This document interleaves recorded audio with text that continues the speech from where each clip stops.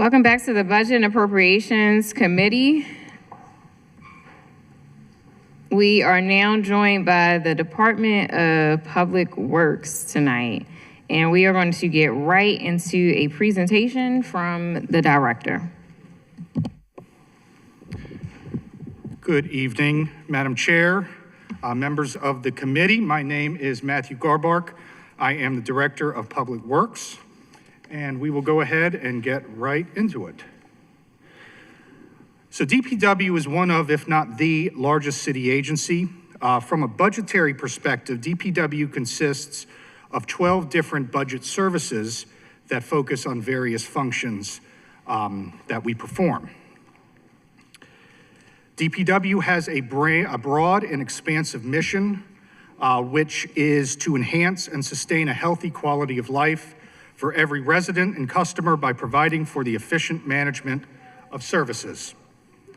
DPW consists of general fund services in the Bureau of Solid Waste, as well as enterprise-funded services in the Bureau of Water and Wastewater. Bureau of Water and Wastewater is funded by 3 separate enterprise funds for 3 separate utilities: water, wastewater, and stormwater. In terms of the Mayor's action plan, DPW primarily supports 3 strategic goals. Goal 3.3, which is to improve neighborhood livability through clean streets and green spaces. Goal 6.4, to ensure reliable, well-maintained, and resilient utility systems that meet current and future demand. And Goal 3.4, which is to accelerate transition to sustainability and zero waste. Service 660 is for solid waste. It's for solid waste administration. This is to support the overall leadership and administrative support of the Bureau of Solid Waste. The service is budgeted at $2,802,041, and it supports 13 positions. For fiscal year 27, $360,500 for facility improvements was reallocated from other services to this service. There is also a decrease in professional services contracting, as well as a decrease in software maintenance by $176,258, and this is to better reflect the actual costs. Service 661 is public right-of-way cleaning. This supports the cleaning of streets, sidewalks, and alleys, as well as stormwater infrastructure. For fiscal year 27, this service is budgeted at $33,223,705, and it supports 195 positions. This includes an additional $200,000 for 2 graffiti removal positions, and it increases funding for seasonal staff for our marine and street and alley cleaning operations. I want to highlight 2 quick points for street sweeping. First, we now have all of our new sweepers and are fully staffed for our mechanical street sweeping division. Second, we have been supplementing our street sweeping operation with contractual services. I know the administrator mentioned it during her hearing earlier, but we are going to be ending that contract this year. It is set to expire in December, and we anticipate not needing to use it that long. Service 662 deals with vacant and abandoned property cleaning as well as boarding. This service covers boarding of vacant properties as well as addressing high grass and weeds, as well as rat abatement. For fiscal year 27, the service is budgeted at $16,443,153 and supports 102 positions. It includes a decrease of $445,783 for contractual mowing to better align with actual spending. There is also a $776,350 increase for temporary positions, as well as an abolishment of 2 long-term vacancies. There is an increase for rental costs for our Crescent Street facility in the amount of $86,303. Service 663 is for waste removal and recycling.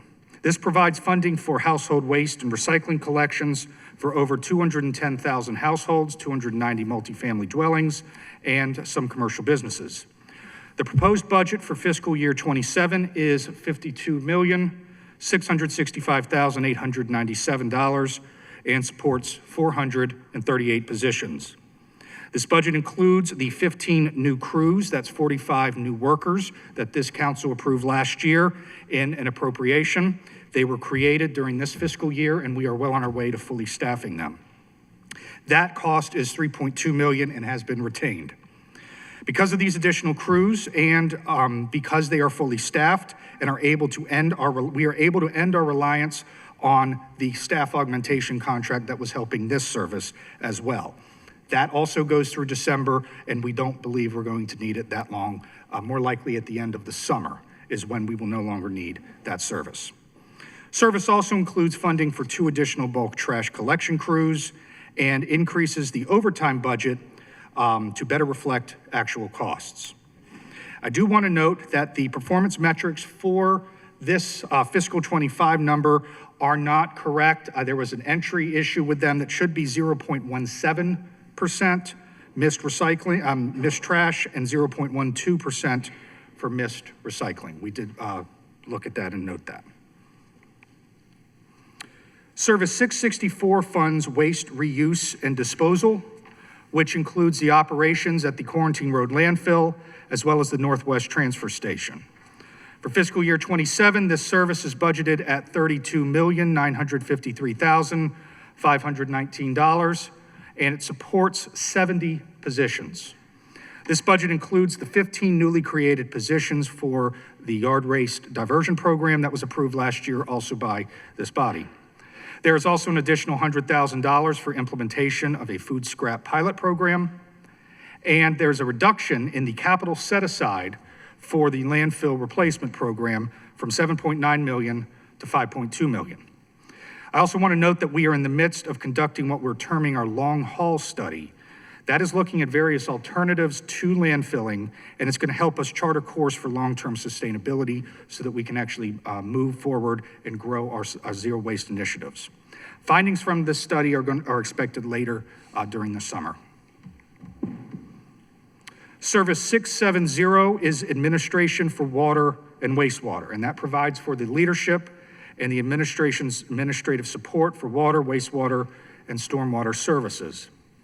The services budget for fiscal year 27 is recommended at $62,420,108, and it supports 64 positions. For fiscal year 27, there is an increase of $4.4 million from the fiscal 26 budget due to an increase in staffing costs. There's also a reduction of $1.2 million due to the loss of a federal grant. This was appropriated last fiscal year, and it was a one-time expense, so it has no impact on service levels. This also includes $500,000 from the state of Maryland to support the Regional Water Governments Work Group, and the service includes a net increase of 7 positions, which reflects several adjustments in other services and reallocating some of those positions. Service 671 funds the water distribution system. This includes our water reservoirs, our watersheds, pipes, pumping stations, and filtration plants, as well as our utilities. For fiscal year 27, it is budgeted at $118,432,038, and it supports 528 positions. Service has a $12.6 million increase compared to fiscal year 26, largely due to staffing costs, chemical costs, and other equipment maintenance costs. The service also reflects a net decrease of 74 positions, which were vacant for several years.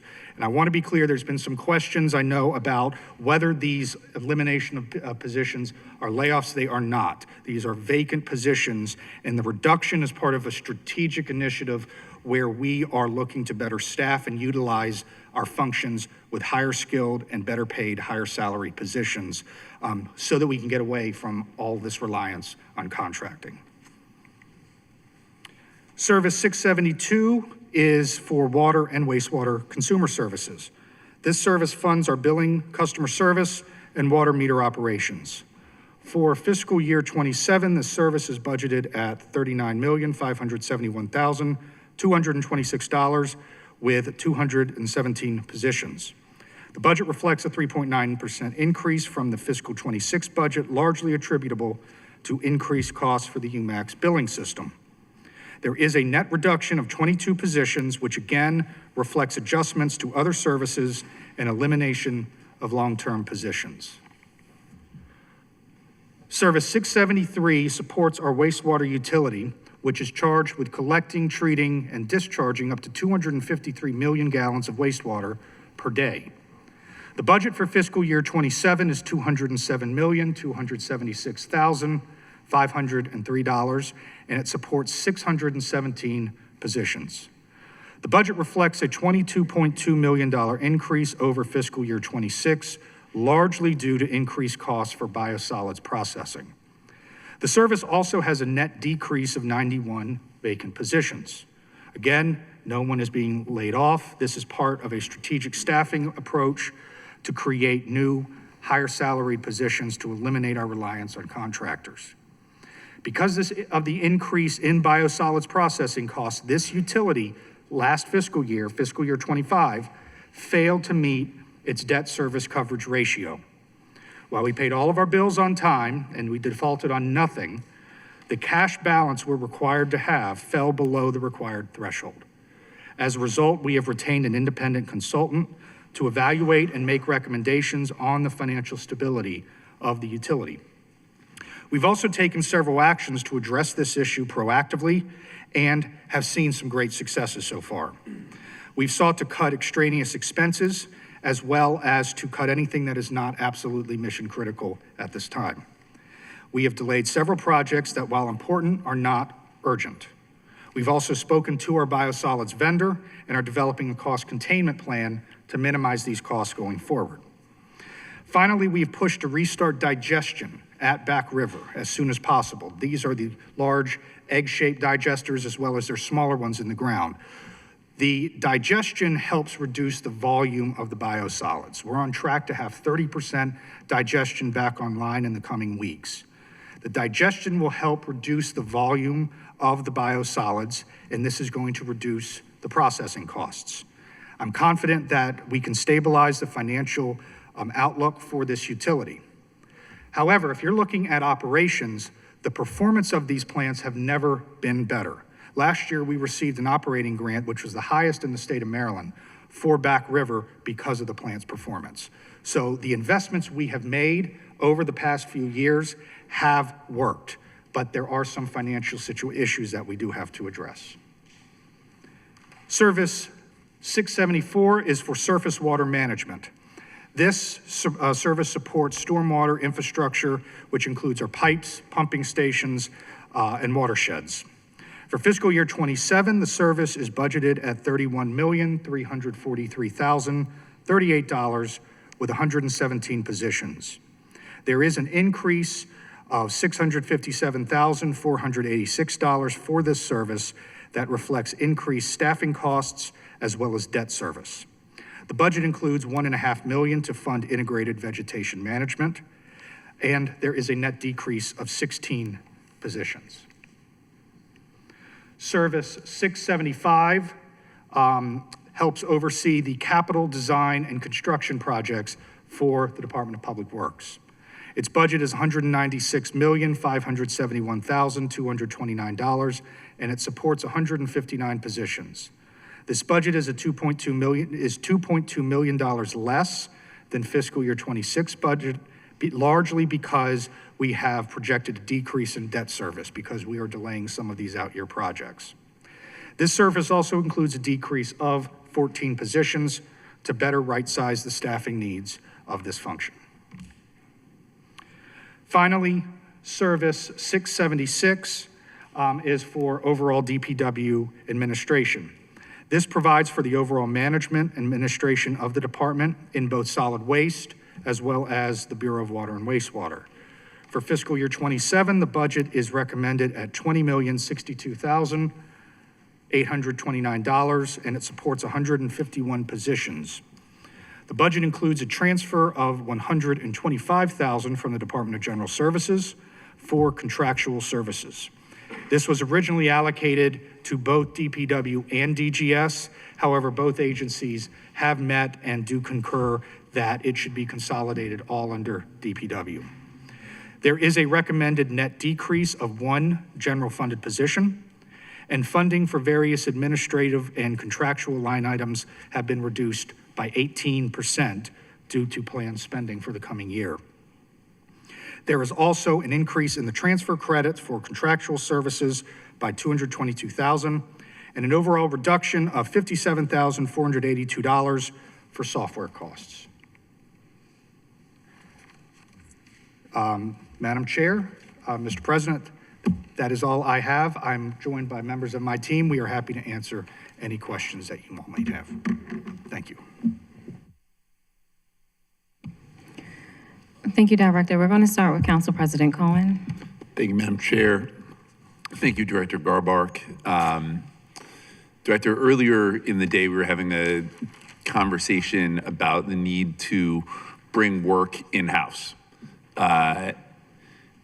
Specifically, when I look at DPW, when I look at DOT, we have had a history of not always doing that. I want to begin by thanking you for the 45 sanitation worker jobs and ending that contractual service.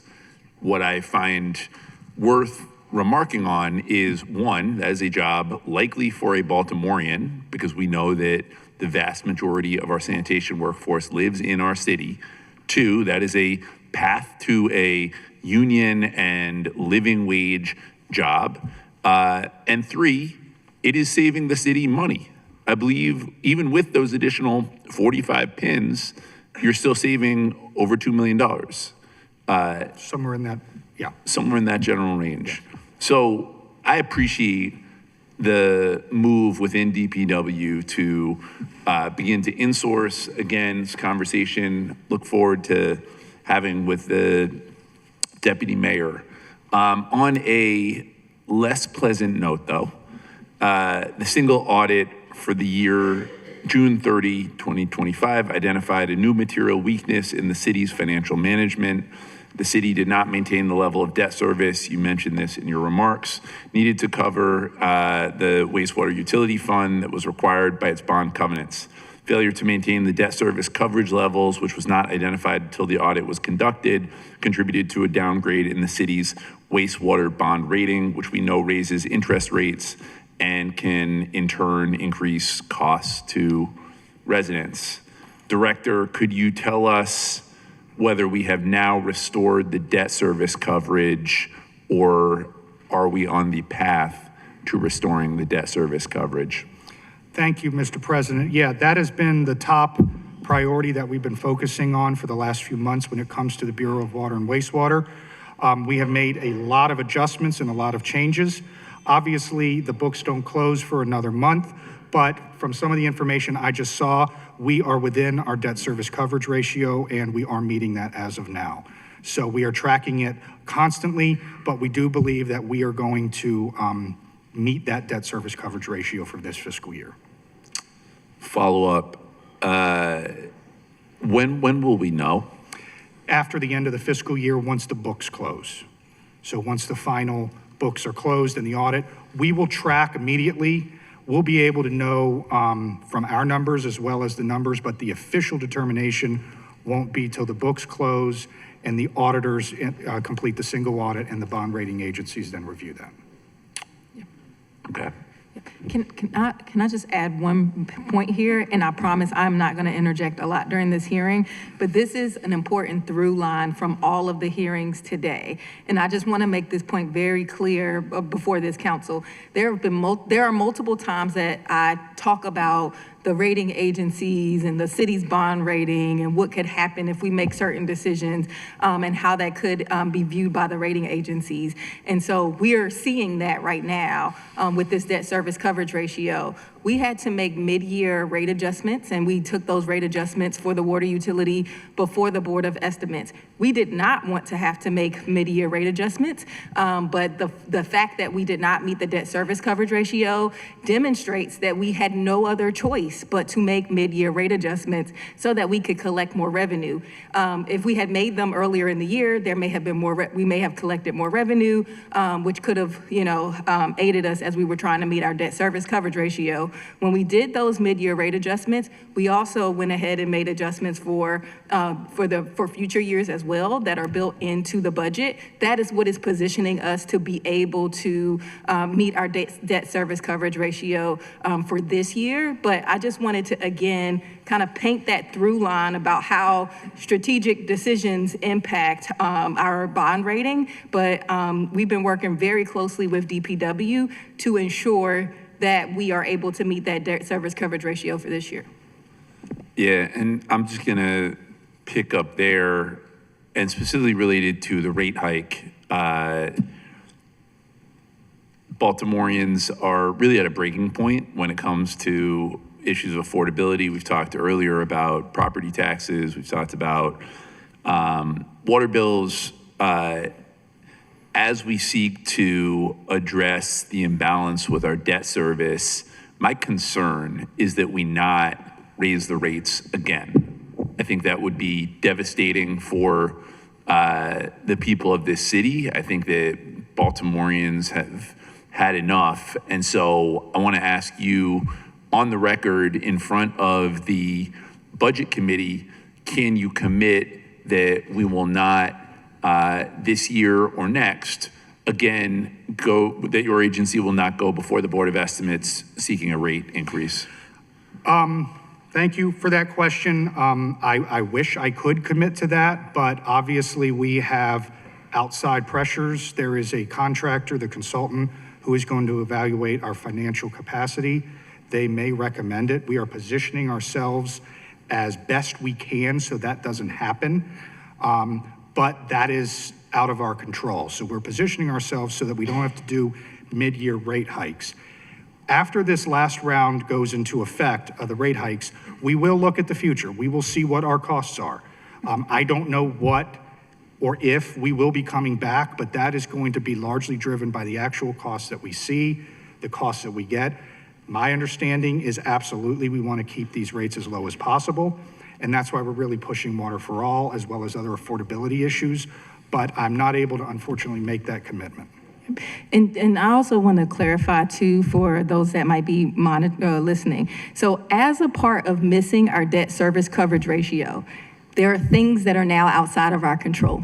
So when you miss your debt service coverage ratio, you are then required to bring on an independent third party to come in to do an analysis of the fiscal state of your utility, which is what we are going through now.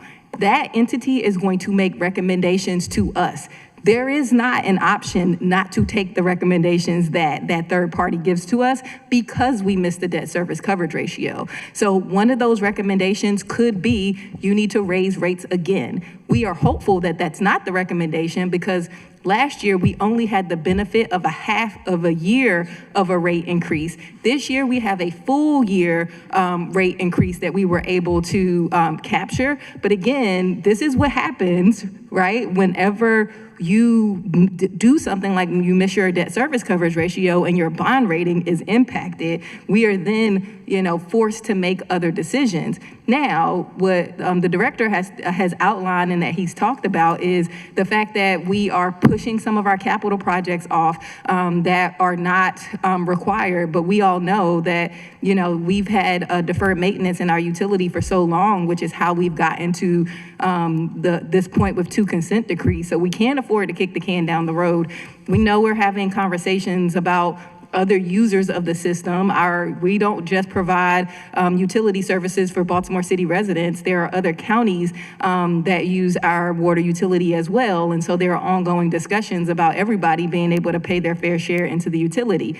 The other thing that I do want to point out that was cited by the bond rating agencies was the overutilization, or the fact that we do have a lot of residents that are using assistance programs like Water for All. That was raised by our rating agencies as a red flag for our utility. That does not mean that we are not going to continue to invest in assistance programs. From the outside looking in, these folks are focused on the bottom line of can you maintain the fiscal stability of your utility, and the factors that they raised that were of concern, one of which was our assistance programs and the utilization of assistance programs.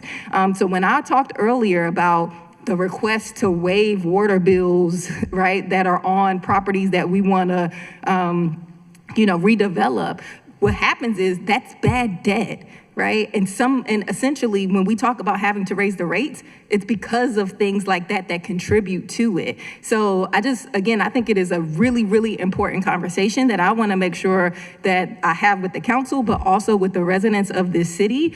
When it comes to our water utility, we have to be more aggressive about collecting, and we're going to have to make some more difficult decisions so that we can have a strong and stable utility. Director, I appreciate you and your team. You've been in this role for less than a year, but I appreciate the growth that I'm seeing. I want to be very clear, though, Baltimoreans cannot stomach another rate hike to their water bills. Collect on your bills. That is something that I know this council will support. I know that to the city administrator's commentary, that is a challenging conversation to have, but we cannot continually raise rates on our customers. I have appreciated the challenge of addressing our debt service and the downgrade and all the rest that we now find ourselves in, and the consent decrees and all the mounting pressures on our systems, and have enjoyed and appreciated the conversations we've had about other users and potential ways to support Baltimoreans a little bit more. But I want to just reiterate for myself, I think it is extremely important that we not continue to raise the rates on our city customers. And again, thank you, Director. Thank you, Madam Chair. Yes, sir.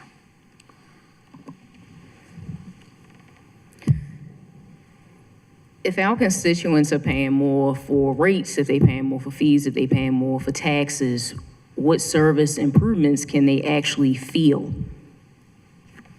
in FY 2027? What can they expect what service improvements can they expect? Right. So we are continuing. One thing that we're not cutting is any of our consent decree projects. So the plants are going to continue to be performing at very high levels. So we're going to make sure that we're retaining our environmental stewardship, that our plant performance is going to be strong. We're also continuing our pipe replacement program.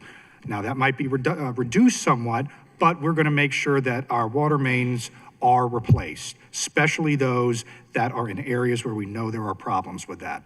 We're partnering with DOT to line up our projects with their repaving to better align what we're doing so we get greater bang for our buck. So we're trying to get sort of a larger benefit from that.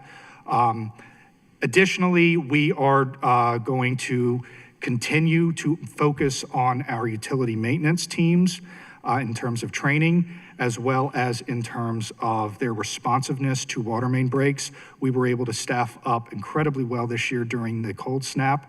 And in fact, during that period of time, we were able to actually reduce the response times during that period of time. And I believe there was over, 400 breaks? 400, more 700. 700 breaks during that time, excuse me. Big and small. I was thinking of one day.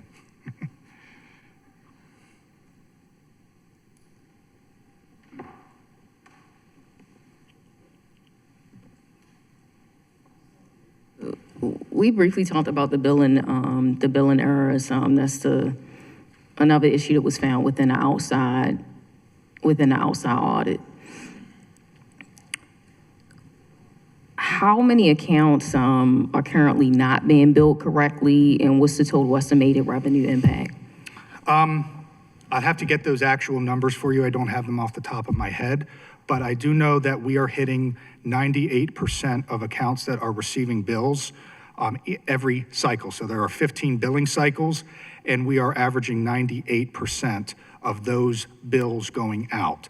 Now, a lot of times there are people who might have adjustments or leaks or something, but we are getting out 98% of those bills. So it's actually a very small fraction that is that are bills that are errant or incorrect that we're working on. But I can get you those numbers, absolutely.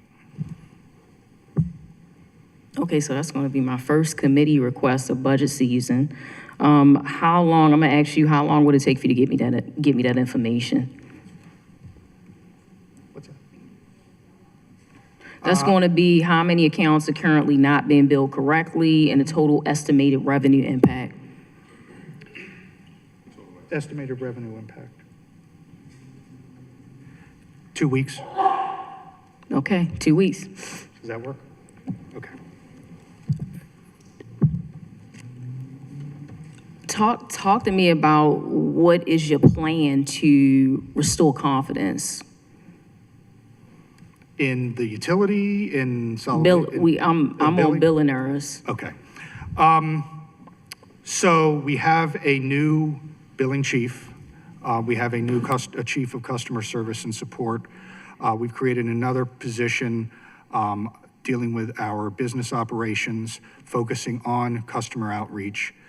We have been focusing on metrics, customer service metrics, call times, making sure that the service that's provided is meeting a level that we're expecting. And we are going after these collection efforts to really try to get the accounts, the commercial accounts in particular, that owe a lot of money, so that we can actually show that we're collecting what is owed to us and that it's not all being borne by those who actually are paying.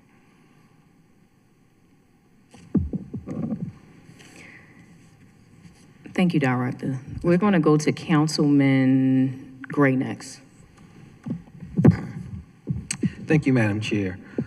The procurement backlog at DPW has been a recurring issue.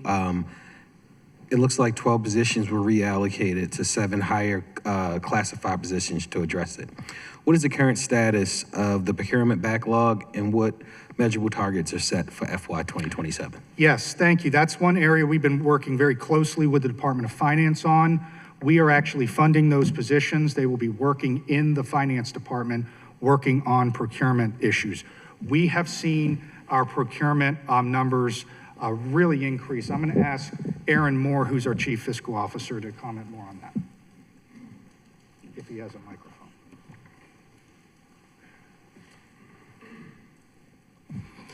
Yes, Aaron Moore, Chief Financial Officer of Public Works.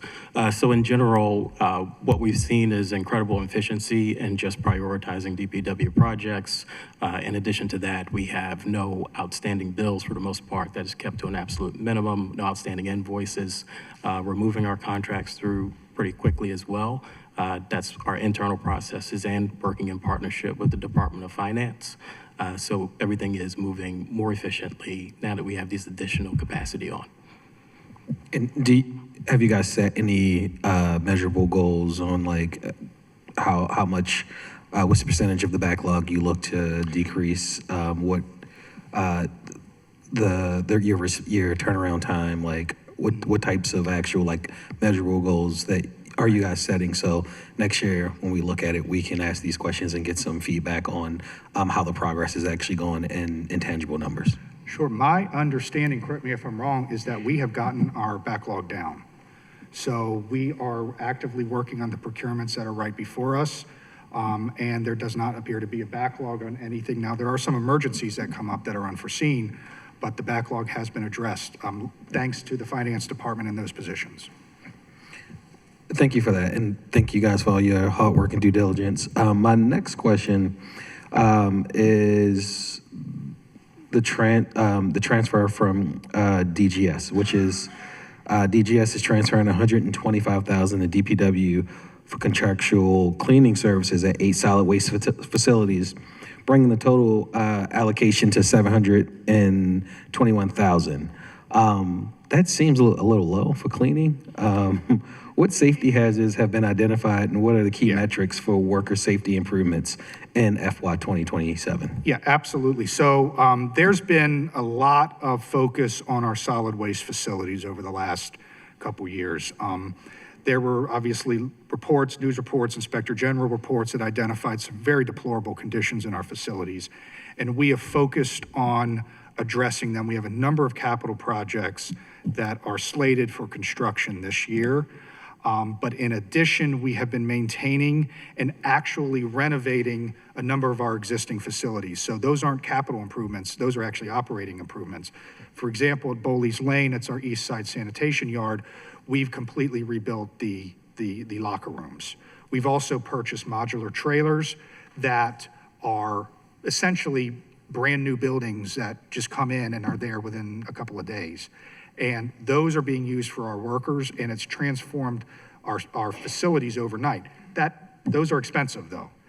So we are now paying for additional fees for maintenance, for custodial costs, for other things with that. But it's really about those facility maintenance issues. And there's very basic stuff like plumbing, electrical work, drywall work, air quality sampling, things like that to make sure that those facilities are really good. We've had a couple of larger issues.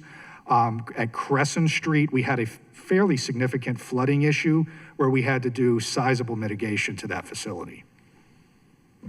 And how are you measuring worker safety improvements? Is it?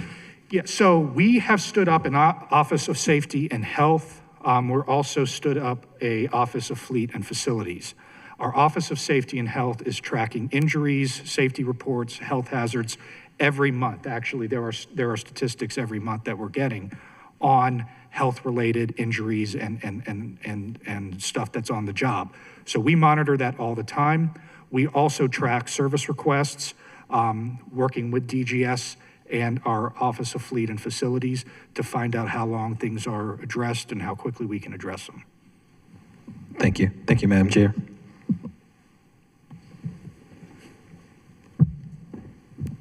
Thank you. Councilman Glover, did you have any questions? Thank you, Madam Chair.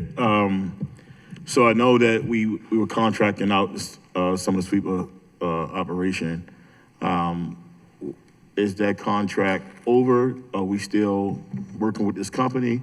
And if we are, I know we had, 36 new sweepers that came in?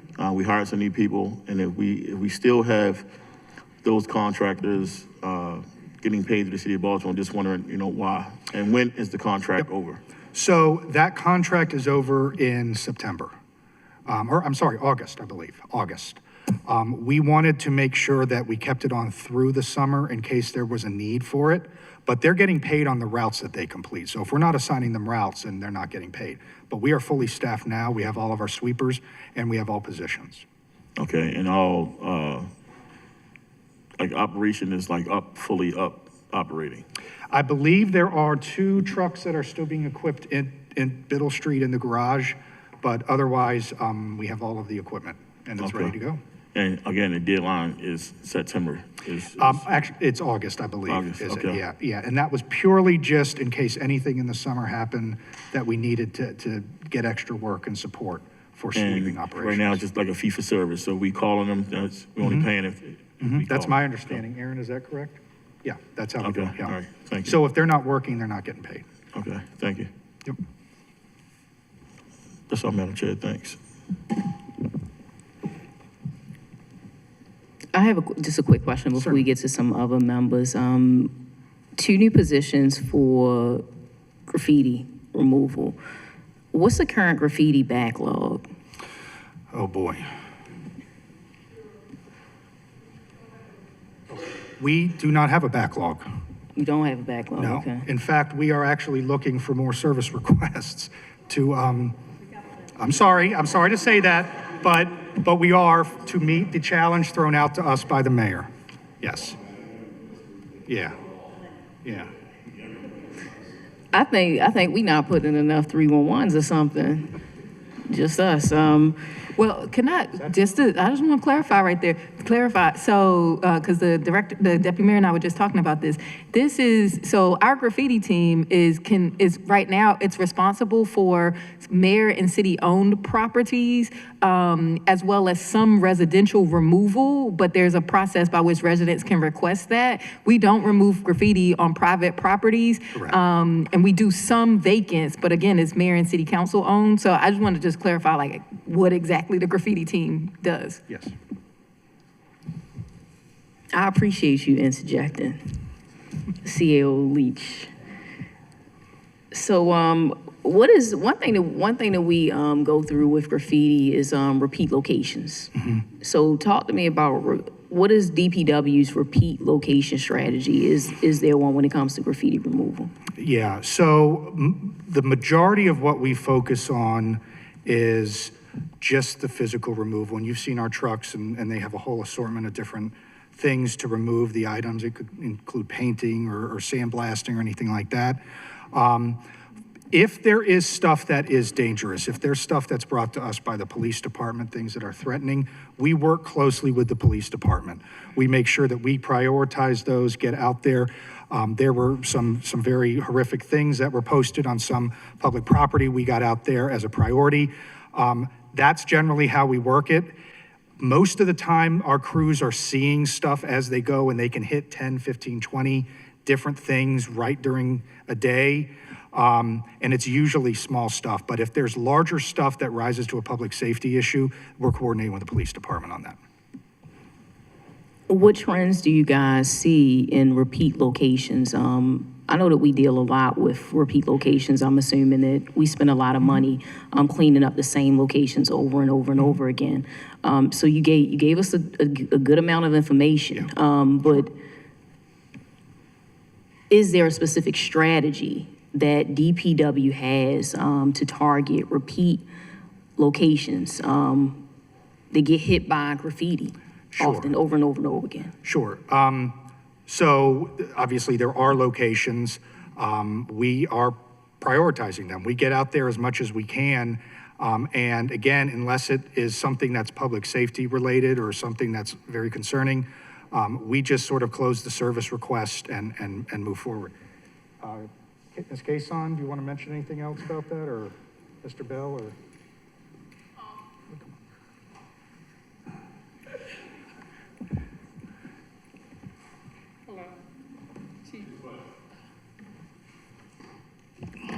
Hello, Chief Cason, Special Services.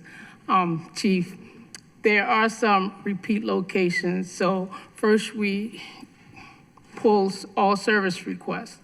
Then we have teams that know of areas where we have a lot of repeat locations like Charles Village, up in Greenmount Greenmount Avenue, and we do a lot of proactives. If you look at the service requests, we do a lot of proactives as well as what's in the system.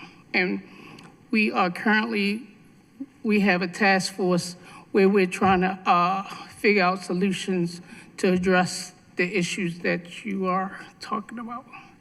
And that's across multiple agencies.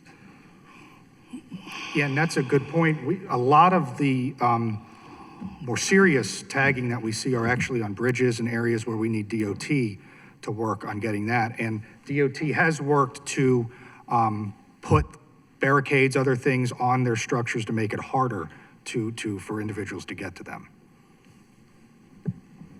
Thank you, Director. Thank you, Chief Cason. I know we had a quick follow-up from Councilman Glover. Thanks, Madam Chair. So when it comes to the repeat individuals that are dumping in our community, right? So I know that in my particular district, and it's across the city as well, there's a language barrier between, Spanish and English-speaking individuals, right? And what we see is a uprising in the McGalloway Park community. No matter the moment you clean it, it's right back the next day. A lot of them are afraid because of ICE, like they're afraid to bring things out, things of that nature. So what are we doing to engage that community and educate that community? I know we have Spanish-speaking liaison now, right? So what are we doing? How are we utilizing him to, utilize, that community to give that information as needed, so they're not afraid to legally, dump things of that nature. We have, actually, I believe two, if not more, liaisons now who are primarily work with Spanish-speaking customers. Unfortunately, what we have seen has been very troubling because a lot of those communities were very active in their community associations, and residents would show up, and it was a great opportunity, especially if folks didn't have email addresses or whatever, to get actual information. Because of the raids, we have seen some of these situations where now we're seeing almost no one show up to these community events. And it's really troubling because that is making it harder. One of the things we've done is our oops tags. We have put it in, there's a Spanish oops tag as well. We're gonna be putting both out until we get to a point where it's gonna be flipped on both sides with Spanish and English. We are also working closely with MEMA on language access so that we are able to connect residents who don't speak English, and that's, I believe, 7 different languages, not just Spanish, to be able to get all the information we can. But it has certainly been a struggle the last year because it is now even harder to get in touch with individuals who we know it's difficult to get in touch with them. So it's a very big struggle. All right, thanks. I think, one of you guys want to say something? I see you raise. No, I was just going to mention that I have copies of the Spanish version of the oops tag, just as an example of what has been done recently to increase our communication. Okay, all right, thanks. All right, so if I may, Alan Robinson, Deputy Director of the Department of Public Works. I also want to mention the fact that through our liaison team, Ms. Nakia Mack, is doing a great job of identifying these types of locations and getting out in the community itself. Her and her team will go out and they'll knock on doors, they'll flyer the area. We made a concerted effort to make sure that we do have this type of information in multiple languages so that we can share it specifically in, like you said, McAlderry Park and other areas where we know that there may be a language barrier. We want to remind folks of when their trash day is, how to properly dispose of things, and how to, where they can call for services, right? So that we can come out and get it. We recognize that we can't just clean our way out of this though, right? So we do have partnerships with the Department of Housing and Community Development through their code enforcement teams to go out and help us support by citing and identifying some of these repeat offenders and helping us try to build cases. But at the end of the day, DPW's role is to clean. And we're gonna go out there and we're gonna remove the debris as we see it, as it's called in, and try our best to support that way. I did wanna add something else, Chairman Cray, regarding your question around repeated graffiti locations, right? So we do have crews that are proactively out there doing their thing. We know that there are some repeat locations. We have been testing a particular gel that we're able to utilize, and this gel helps us to remove the graffiti a little bit quicker. So it's not as invasive, like when we're talking about in CHAPS neighborhoods and things of that nature, where we have historic properties, limestones and things of that nature, where we can utilize this gel to try to help us remove that graffiti a little bit quicker, right? But again, it becomes, we are reactive. This task force that we are part of is going to be very key in us helping us identify who some of these players are and being able to figure out ways that we can basically prosecute them for doing the work that they're doing. What are our legal support and ramifications for the work that they're doing? We're trying to make sure that we address this. So in this task force, we do have code enforcement, we do have BPD. We're actually working with the art community to help identify, because it's become a little egregious where we're seeing folks are actually tagging murals, commissioned murals, right? And that used to be a no-no. Like there was at least a code that was out there that you just would not do that. And so we are trying to work with the community to identify who these folks are so we can address that from that standpoint. Welcoming Councilman Torrance, James Torrance, to the hearing. Thank you. We are going to go to Councilwoman Ramos. Thank you, Madam Chair. Just to be clear, we're doing one question or two questions? You can do 2 and 1 follow-up. Thank you. Thank you very much. For each question. Thank you. I wanted to go back real quick to the rate and the collections issue. I just want to be really crystal clear. in no way can we ever even think about putting water bills back into tax sale for residential properties. There is no way that that's going to be a good idea. And because I don't think that it makes any sense for people to be stressed out about losing their home. Now, we need people to pay, but that is not the right way to do it. So I just want to be real clear that this is not going to be the way to do it. 100% agree. That And is not the so approach I that we're also gonna know take. that there's going to have to be improvements in collections, but there's so many different things that have to be done prior to us even thinking about the possibility of even doing shut-offs. There has to be automatic enrollment for water for all. My bill on the rental bill is to make sure that landlords are paying the water bill as part of their licensing.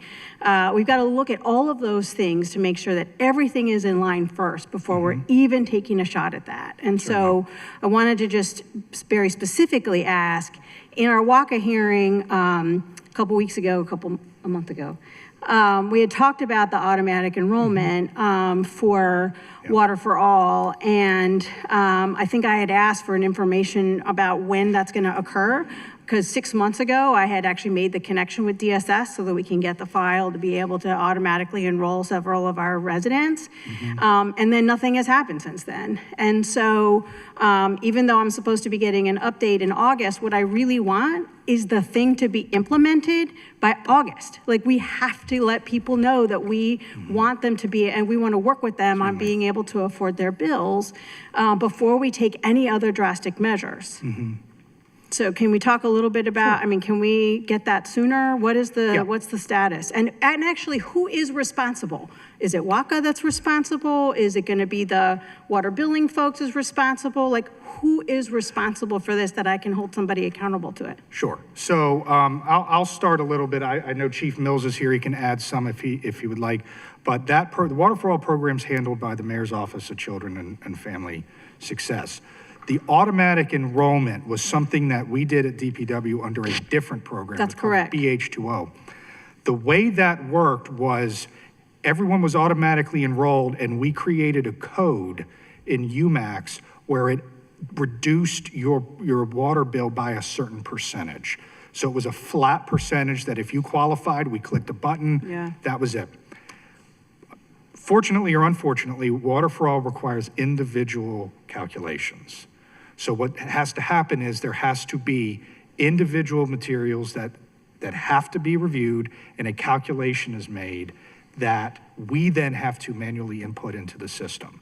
So the automatic enrollment would not necessarily work for the current Water for All program, is my understanding. It would have to be something that is more flat across the board. That's not how we talked about it at the WACA hearing. Okay. And we did it based on current social service enrollment. I know that's something that the CA brought up, but we have to have some way, because the enrollment is not really the same as it's been under BH2O because of Yes. that. And we know that, having to do applications just based on the homeowner's tax credit and other things, that it's just really hard for people, to do this. So we had asked for automatic enrollment, and we thought that getting the file from DSS would be one way to do it, so that we at least knew already a lot of the information that was already needed in order to make those calculations. So, good evening. My name is Mills, Chief R. Anthony Mills, Officer of Water Advocacy and Customer Appeals. As you requested about the auto enrollment, we do have a task force that has been working diligently, as we've discussed through emails recently. Let me just indicate that there are at least 2 points of contact at DHS that we're working with to identify what we need and how to receive it. One of the challenges with this is, as the director mentioned, because there is individualized calculations that have to take place, we have to have the proper agreements in place, because there's a lot of PII that is involved, that we have to first make certain we go through the appropriate channels so that we're not receiving or passing information that we should not. That's been the discussion beforehand.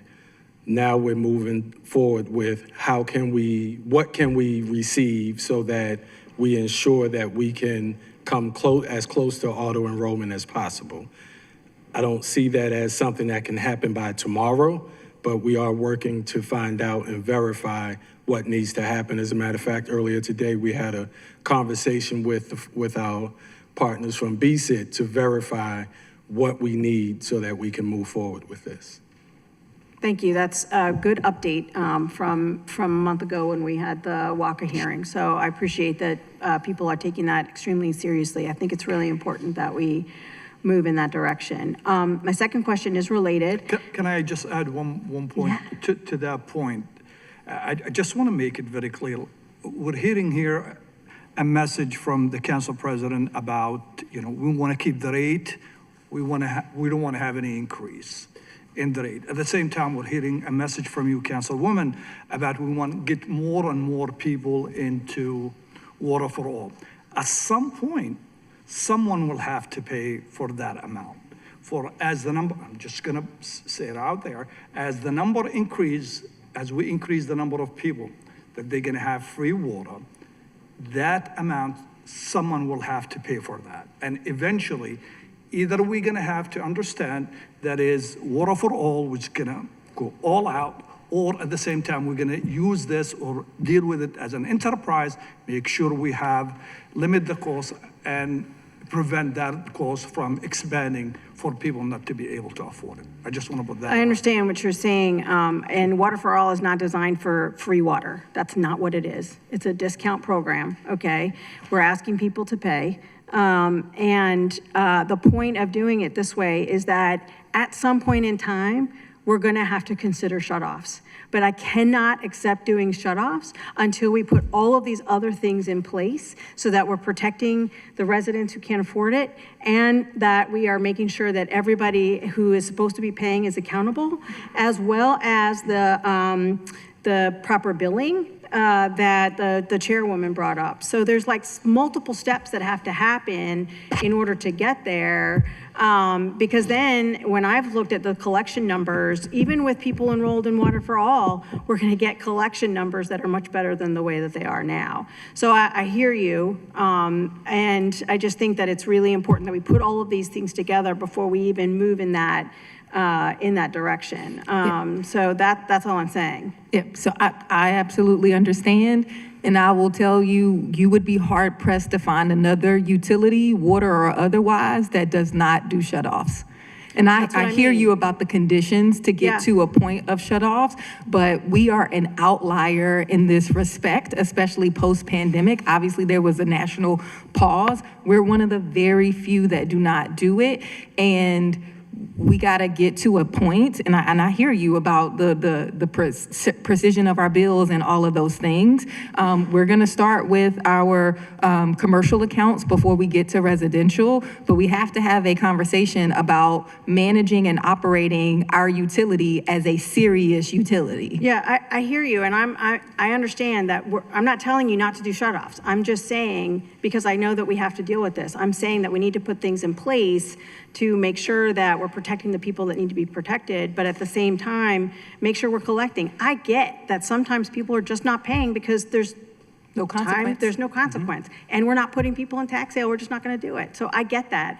And all I'm saying is just being very clear, because we seem to be tiptoeing around the edges about this, that, there are things that we need to put in place at some point. WSSC, for instance, shutoff is the absolutely last resort. They actually have people on staff that go to see Ms. Jones and say, Ms. Jones, how can I help you pay? What are we doing? What can we do, right? And so in addition to when we're doing the outreach on the homeowner's property tax credit and all of the things that we're doing, that we're actually being able to help people make it easier to pay their bills. So we have the payment plans, the water bill payment plans. We're trying to do all of these things that we've been working together on doing. All I'm just saying is that there has to be some action taken at some point. I totally understand that. Obviously we run a city, we have to make sure that the people are getting the service or paying. I get it. There are just some things that we need to make sure are put in place, and the outreach and support that's put in place for the people who can't afford it, so that we can make sure that when we end up having to do it, that it's not gonna be hurting people unnecessarily. That's all I'm saying. My second question was still on collections, and it's about the corporate collections. I think I've asked you this, and I still don't understand why. We still have tax sale, which I don't like, as you know, but commercial properties bills do go to tax sale. And so I don't understand why we still have commercial entities that we still have to go after physically as opposed to just put them into the tax. Again, I don't like tax sale, but I'm just saying, like, that's the tool that we have where, I mean, these are millions of dollars that we should be able to get through the tax sale, and we have not done that. Yeah. So part of the issue, and especially when we're getting at some of these larger balances, there is an understanding of how the process works and the loopholes that you can go around. What we see, and I won't, quite often, every year, the same people go into tax sale. They then get on a payment plan, which brings them out of tax sale. They then violate the payment plan. They get put into tax sale. They get put on and it just is year after year after year of the same thing. And that's the whole issue of there's really no enforcement of the payment plan other than you're back into tax sale. And then if you can show that you're on a payment plan, you get out of tax sale. Now, that's for some of the more sophisticated entities that know how to manage this system. For smaller entities, if it's like a small office or something, we may not know the difference between the residential or the commercial, but these are for the larger ones that have ongoing issues. The other thing is if it's a government entity, it's considered commercial as we classify it. I mean, billing wise, it's inter-jurisdictional, but those can't go to tax sale. So that just makes it, some of our largest balances are actually state entities, not city entities, but state and federal entities.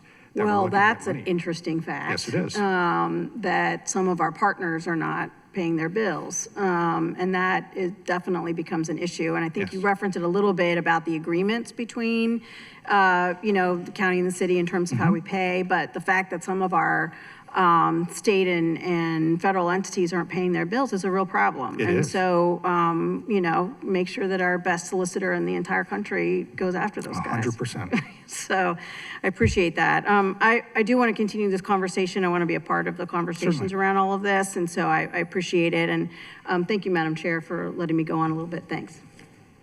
Thank you. Councilman Blanchard? Thank you, Madam Chair. Thank you, Director. I just want to briefly note that hiring all these full-time employees for crews, moving out of the contractor system. I'm blanking on the other thing, but there was a couple of things that you mentioned in your talk through. I was like, wow, it's awesome to hear an agency making progress on this stuff. So I really appreciate that. Thank you. I also appreciate Steve wearing his helmet on his bike. He always wears his helmet.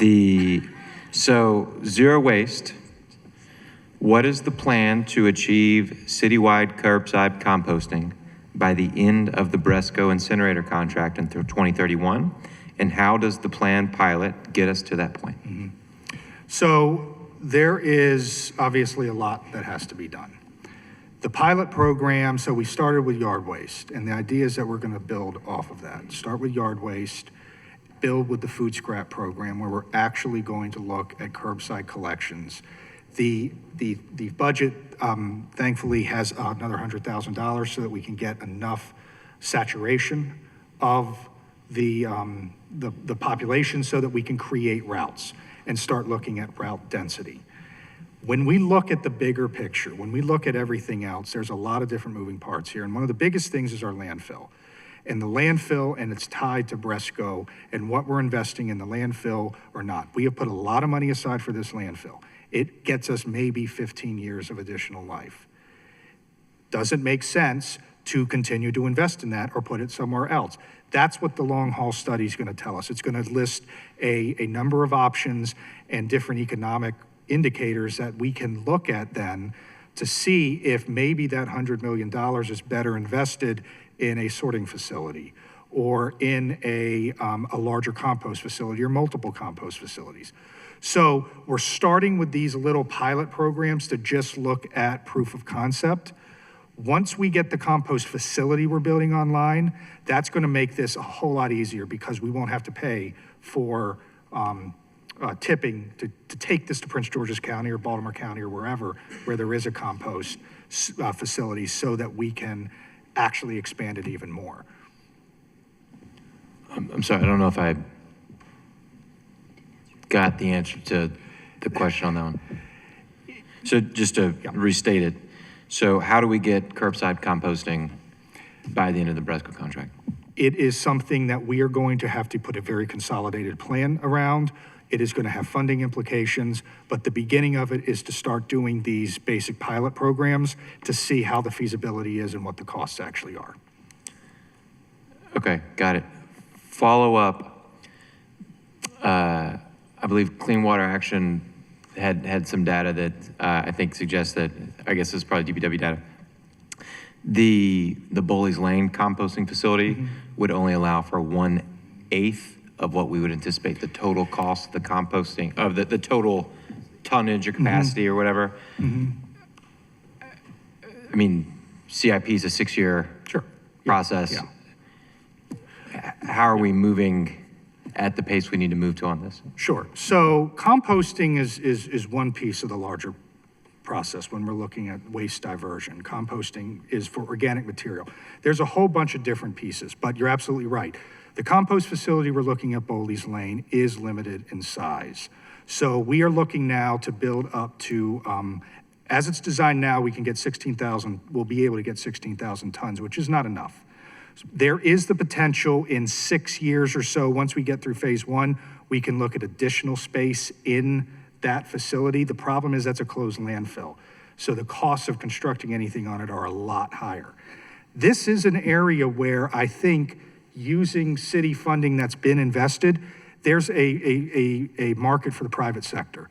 There are places that already fund this. There are people who already do this, where if the city brings seed money or investment capital in and a plan, then we can be a constant source of that funding and stimulate some economic growth and help move this forward.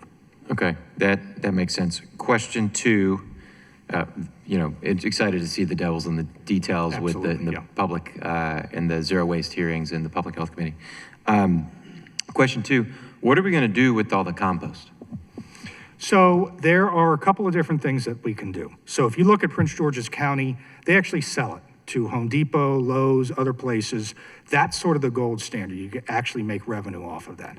That would be fantastic to do. And there's still a question as to whether it would be a city-run enterprise or if there'd be like a nonprofit like Maryland Environmental Services or something like that who would run it on our behalf. So you could look at the market value of that. You could also look at using it just for city property or for community development where community members can buy that compost or get that compost as well. Okay, thank you. Yeah, I think of Camp Small within forestry, which actually makes money for the city. Yep. I think things that make money for the city, giving people stuff they want to buy in a way that's environmentally friendly and cleans the air is all great. And so as we talk through the cost, and I guess it's not a follow-up question, just a comment of, there's cost of doing this stuff, and then there's cost of not doing this stuff. And some of that is like the second and third order effects of having all of our kids have asthma and stuff because the air's not clean, and that's a real cost being borne by people in the city. But there's also like hard economic cost of having additional like waste from the incinerator being hauled to the landfill at the rate that is like 1/6 the tipping fee and all that type of stuff. Yeah. So I think as we're thinking about doing this, as we have moving this forward, I think looking at the full composting's probably cost. It probably feels like it costs more if you're just looking at the cost of like doing the program. When you start thinking about, we can make money off it, or look at all the ways that we're losing money by not doing it. Right. It makes it less of a mountain to climb. Yeah, and one thing I'll note is that, again, COVID sort of set us back years. It completely destabilized our core services. And we put together a really good Less Waste, Better Baltimore implementation plan for how we move to zero waste. And that basically had to go on the shelf for like 3 or 4 years because our entire core services were destabilized. So now that we have restabilized that, we're able to focus more on this bigger picture. But that has been sort of the immediate urgent issue, was just stabilize those services so that we can now focus on these larger issue questions.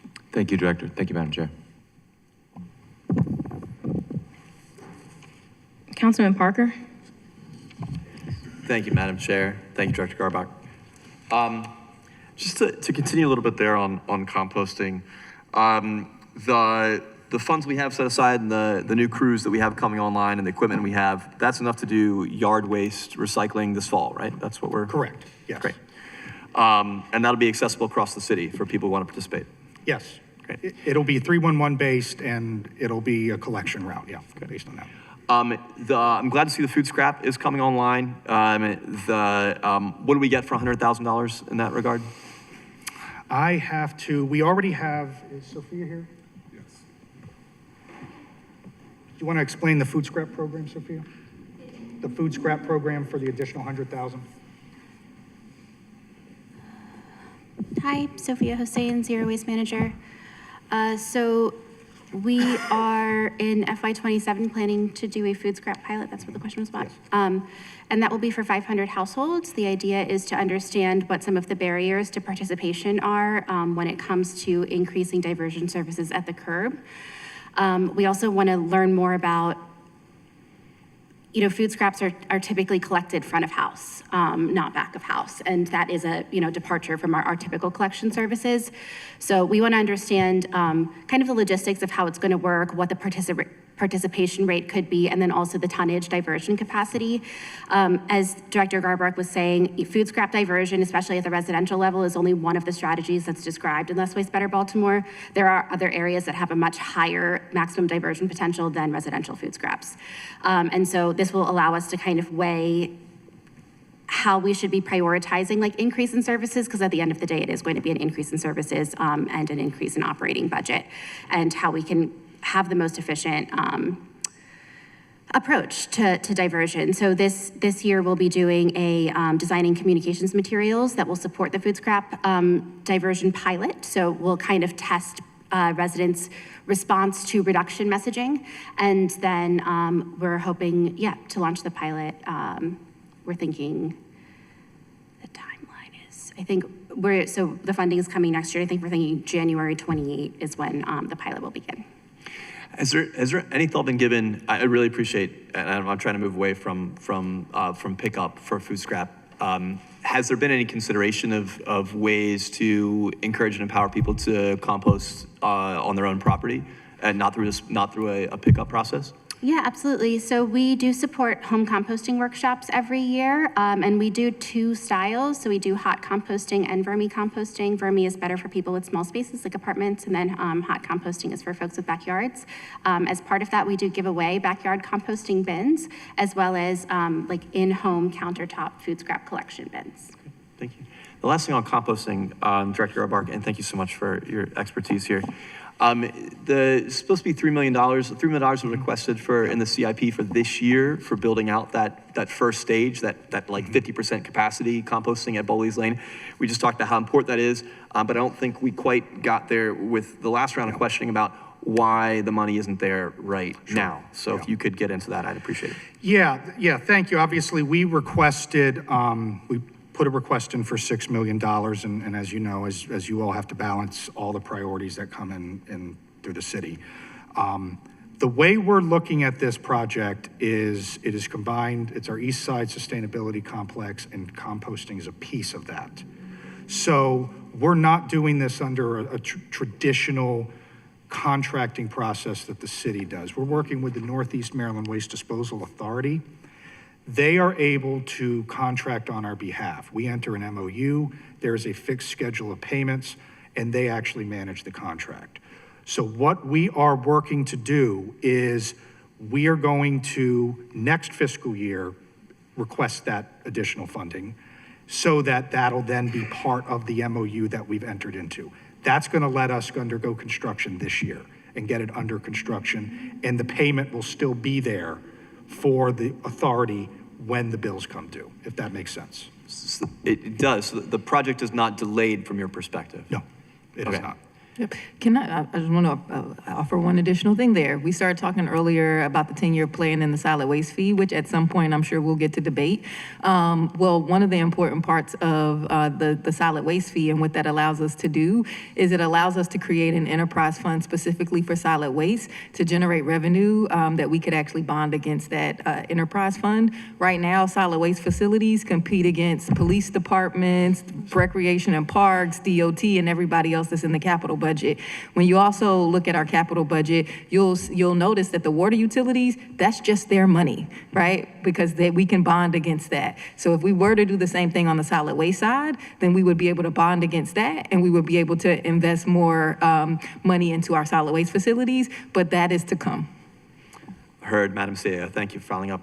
My second question has to do with boarding. I know we're seeing increased investment here. It's been obviously, as we talk about vacant, things like that. I notice on the performance measures here, percent of boarding service requests completed on time. What constitutes on time when it comes to a boarding service request? Do you want to handle that? Yeah, each of our SR types have an SLA, which is a service length agreement. So if we complete it within that service length agreement, it will be considered on time. Right, but what is that for board up? I do have that right here. I believe it is 7 business days. Got quite a few here. Correct, 7 business days. Yeah, I appreciate that. So I'm just to name this challenge here, because we've been dealing, I mean, I'm sure all my colleagues have, but in particular, we've been dealing with a lot of squatting issues. We'll have Baltimore police come out, they'll clear a property, they'll maybe make a few arrests, they'll issue some citations, they'll clear it, they'll address it, they'll put in the request for boarding. Maybe the neighbors have already put in multiple requests for boarding. By the time a service request is completed, I see it's 90%, but like 7 business days is a really long time when it comes to the in and out of squatting activity in our communities. And by the time your crew gets back there, they may be on the second set of squatters by that point, 7 business days later. It just doesn't, we need to find some way to have a better urgency and responsiveness around that, because it's a critical public safety issue to make sure that, like, once our public safety officials have come through, or in one of my cases recently, it was Adult Protective Services, because actually it was CPS, because there were children in the house, it was unsafe for them. I'm glad that our other agencies came through, whether it was BPD or Protective Services, got those folks into a better place or resolved the situation somehow. But without DPW getting there quickly, a lot faster than that, more folks come back in. We're at the same situation. We have the next set of people we have to get out. We're right back to the same risks around criminal activity, around fires, around flooding, all the rest that we're already dealing with. So what can we do around that issue? Because I recognize 90%, but 7 days doesn't line up with the urgency of what's actually happening on the streets. Yeah, I'm happy to talk about that with you. Obviously, it's about capacity, it's about staffing, it's about what our folks can do. One of the very great things about the Clear Boarding Initiative is that you are boarding one time. A lot of our crews are going to the same property, and if we can save that time, we can get them out there faster. So it really is about capacity and staff time and the ability to do that. Occasionally, it's about supplies. We've had issues in the past where plywood and other things has not been available, but that's not really the issue. It's more about capacity with staffing and timing. But happy to discuss that with you. Please go, yeah. All right. So, Councilman Parker, that's a great question. So one of the things I also want to make sure that we're clear on is the actual procedure. When you talk about boarding is not a 311 request. That's not something you can put in for us to come directly out. That is something that goes for an investigative SR that goes to code enforcement or SIU. So even though BPD may have put in the urgency, if that step of SIU and code enforcement is not engaged in it, we can't respond until they give us the work order to go out. So that may also be adding to the delay. So what we can work on is a better coordination to expedite the process itself. But our guys, I've been out there with them. I've done boarding with them. I've been in the field with them through our multi-agency task force. When we have police and we have code enforcement involved, we're there, right? Once that ticket is written, that work order can be done that day. But part of the issue is typically sometimes the procedural aspect of it as to who's issuing the work order. And for us, we have to respond to when housing sends that out. So we needed to work on the coordination there. Just the last follow-up question there. When BPD puts in that order, because they'll use the language of we put it in for boarding, as opposed to, I know that when I called in, my neighbors called in, it's going to housing first for an investigation. When BPD puts in an order for boarding, are they skipping that? Is it going right to you or not? It's still, when you put it in It's the still system, going to housing. It's still going to housing. Yeah, we gotta work so on we it. can work on that coordination to, make sure that we're all there at the same time. Because technically, if you know that there's squatters, we know that there's a concerted effort on an event that's going to happen that day, notify us, we'll make sure that housing is there, and then once BPD clears it, housing confirms it, we will board it right up. That's a very Yep. And so on this one, so Alan, when he was on my team, he ran the multi-agency inspection task force. And so to this point, I think this is something we can potentially address through that task force. And I think we can probably tag this in 311, like the ones that are coming directly from BPD, so that we're able to escalate it. So I think we'll take this as a follow-up to figure out a way to escalate something coming from BPD and fire through like the multi-agency inspection task force and maybe tag it in 311. So we can figure this out. I really appreciate that. I look forward to the conversations. Thank you all very much. Thank you, Madam Chair. Thank you. Councilman Jermaine Jones. Thank you, Madam Chair. First, I just want to agree with Madam CAO on the fact that we do need to start collecting like the bills that are due. I understand the sense of urgency with that, and just wanted to, make a statement that I'll ask my question. Delivering services, I would say, is only half the job. I think the other half of the job is also making sure we collect that revenue that comes in. Because there's men and women who work hard every day for the agency, and we need that revenue to kind of continue to pay them and to make sure they can take care of their family.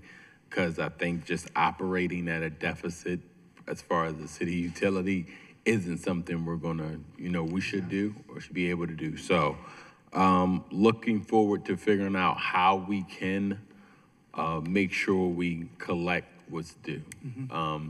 Because rate hikes also not the answer, because what happens with a rate hike, just want to say, the people who are currently paying just pay even more. That's right. And those who aren't paying still just continually don't pay. So like rate hike isn't necessarily the answer. So, but I understand the sensitivity of the matter that my colleague Councilwoman Ramos brought up, that, there are a lot of people struggling and we don't want to take anyone's home, but we got to look at the reality. We have to start collecting revenue, and if we don't collect the revenue that's owed, then we can't realistically think we can have a surviving utility.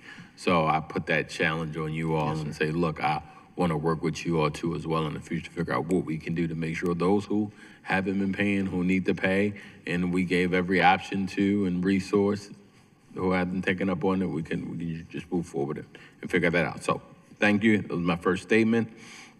I guess my question is, maybe for over a year, you all have been going through a policy change, just trying to get clarification on who's responsible for the pipe between the main and the water meter. Because there's a lot of development going on in certain neighborhoods of mine that I represent, such as Broadway East, such as Middle East, East Baltimore, Midway, Johnson Square, where like that lack of clarity can really kill or make or break a rehab project. And, I think I would like to, as soon as possible, give those, folks who are doing their work and making that investment in the city to help turn some of these neighborhoods around, such as like Darley Park and different areas, on clarity on what they're going to be responsible for. Because a burden responsibility like that at the end of a project can make or break it. So just want to see how close we are to getting that policy implemented so we can move forward with clarity. So just like everything in the city, it's complicated. And, it goes back years and years. Many of these properties have been vacant for in some cases 30 years, 20, 30 years. And there's been multiple relinings of our water mains where we have not added services for those vacant properties because that's just one other service to break. And what's happening now is folks are getting through the permitting process all the way to use and occupancy, and they don't have a service connection. And the way our system works is if you want a new service connection, it's private responsibility to build that in. What we're looking at doing, and it is not an exact science, and it's sort of this case-by-case type of basis, is we're sort of putting issues into buckets. Things that are in the permit phase, things that are like waiting for their UNO, where you're waiting for their UNO, you need that out there, we're going out there and we're seeing how much work has to happen to reconnect that service. Sometimes it's just a corporation that needs to be turned or a new pipe that has to be put in. Sometimes you need a whole new service. So if it's something that we can reasonably easily do, we'll just go ahead and do it to move that along. If it is something larger and longer, we have tried to work with the homeowner to see what is part of your construction, what is all of that. We want to get to a place where during the permit process, that is part of the thing that is checked because it needs to be part of the private, development package when they come and do that. The problem is we are finding some developers who realize that if they just move fast, they can now ask the city to just do this for them so they don't have to pay for it. So that's what we're kind of working through now is how we balance it because technically it's private property. It is a private service that a new development would have to pay for installation. We know this is an old house. We know it's old property. We know many times they've had service there before. It's just one of these things where we have never really dealt with this level of new properties in vacant houses that it's sort of crept up on us. Yeah, because most people are under the perception from the main to from the meter to the main is not their responsibility. When you need a new service, but I get it because this new service, one hasn't been there, then they kind of are responsible for it. But because it's a rehab, they would think service is already connected. So I brought the question up just to try to put a sense of urgency, or clarity. I know it's nuance, right? And I think the answer that you're leaning towards, the more expensive it is, the more it's their responsibility in some sense, and the less expensive it is, then the city can help out, but it's the expensive ones that are really the problem for people. So, it's not the tweak one, the little ones that are really giving developers these headaches and make a big problem. We're looking that there could be a universe of maybe 1,000 of these properties. Okay. And if you're looking at $10,000 a piece, high end, you're looking at millions of dollars. And that's gets back to the affordability issue of the water utility is if it's something we can do sort of as recurring very quickly, very sort of customer oriented, that's one thing to help out. If it's now going to be a new policy that we are going to spend multiple millions of dollars for this, that we didn't program or fund, that's where it becomes difficult to make a policy yes or no, every case we're gonna fund it or we're not gonna fund it. So I say that to say we haven't forgotten about it. It's something we're working with the housing department because there's a lot of investment in that. We're trying to work on the permitting process to make sure nothing gets through any more than what's already gotten through and tighten all of that up so that we can put this to bed once and for all. Quick, just last follow-up question to that question is, do you all have a track record on which services were taken completely out and which ones weren't? So we can kind of just look and... So what we have is we have HCD's lists of permits and properties that are under rehab. What we have been doing, and I have a team here who can speak more in detail about that, is overlaying them to vacant building records as well as our water main relining projects. There is no record of where or if those have been taken out. So every one of those has to be investigated. Okay, all right, thank you. And, yes, sir. And just my second question, just really quick. The complaint I hear mostly about in changing people's water bill is the delivery fee, versus what it was to what it is now. When we talk about rate hikes, that doesn't include or or consider delivery fee? When there's a rate hike increase, does it factor that, or because it's infrastructure, it's not factored in? I'm just curious. When there are rate increases, the way the increases go, it's a percentage increase to all of the different fees. Okay. So everything goes up. Gotcha, so proportionally. everything goes up. Yeah. Okay. Yeah. I know a lot of what's gone up due to delivery is because of the consent decree and infrastructure and so forth. Just trying to get an idea on how far out are we out of the water on making up for the lack of investment in the past and trying to at least level set so our customers can feel like they're kind of getting out the water when it comes. So where we stand now is our capital program. We have made so much investment in our facilities and our systems. They're performing very, very well. One of the issues that we're seeing is our operating costs and chemical costs in particular. They've gone up 200-300%. The other side is our biosolids processing, our heat drying. The regulations that are coming out of DC, stuff's coming out of Annapolis, this stuff is changing every day, and all of those costs are coming back. So we're actually paying double this year what we budgeted for biosolids processing. We can't handle that. It's just not able to be handled. So 10 years ago was a different story. We hadn't put any of our money into capital investments. We've now done most of that. We're still on track for our modified consent decree, even though we need to extend it. All the work that's been planned is going to be finished on time, on budget, and our facilities consent decree is going to be finished. It's these variable operating costs that are really causing problems with us: chemicals, regulations, and then the biosolids processing at the plants. Okay, all right. Thank you, Director. Thank you, Madam Chair. Councilman Torrance? Thank you, Madam Chair. Thank you, Director. I just want to say I appreciate you all for your work, but just hearing your response to Councilman Jones after having the same exact conversation with DCHD, it appeared from the conversation with DCHD this work was not happening, because what I requested from DCHD was an overlay of all of the whole block strategy, because if we know we're investing TIF dollars, which could help with the infrastructure costs for developers, and we're overlaying it together, then we know and compare to our already executed contracts for water main processes so that we can compare it and save dollars up front and save dollars for developers at the same time, because a lot of the affordability that we had baked in, especially into my district, and Councilman Jones, have they had that conversation with you guys?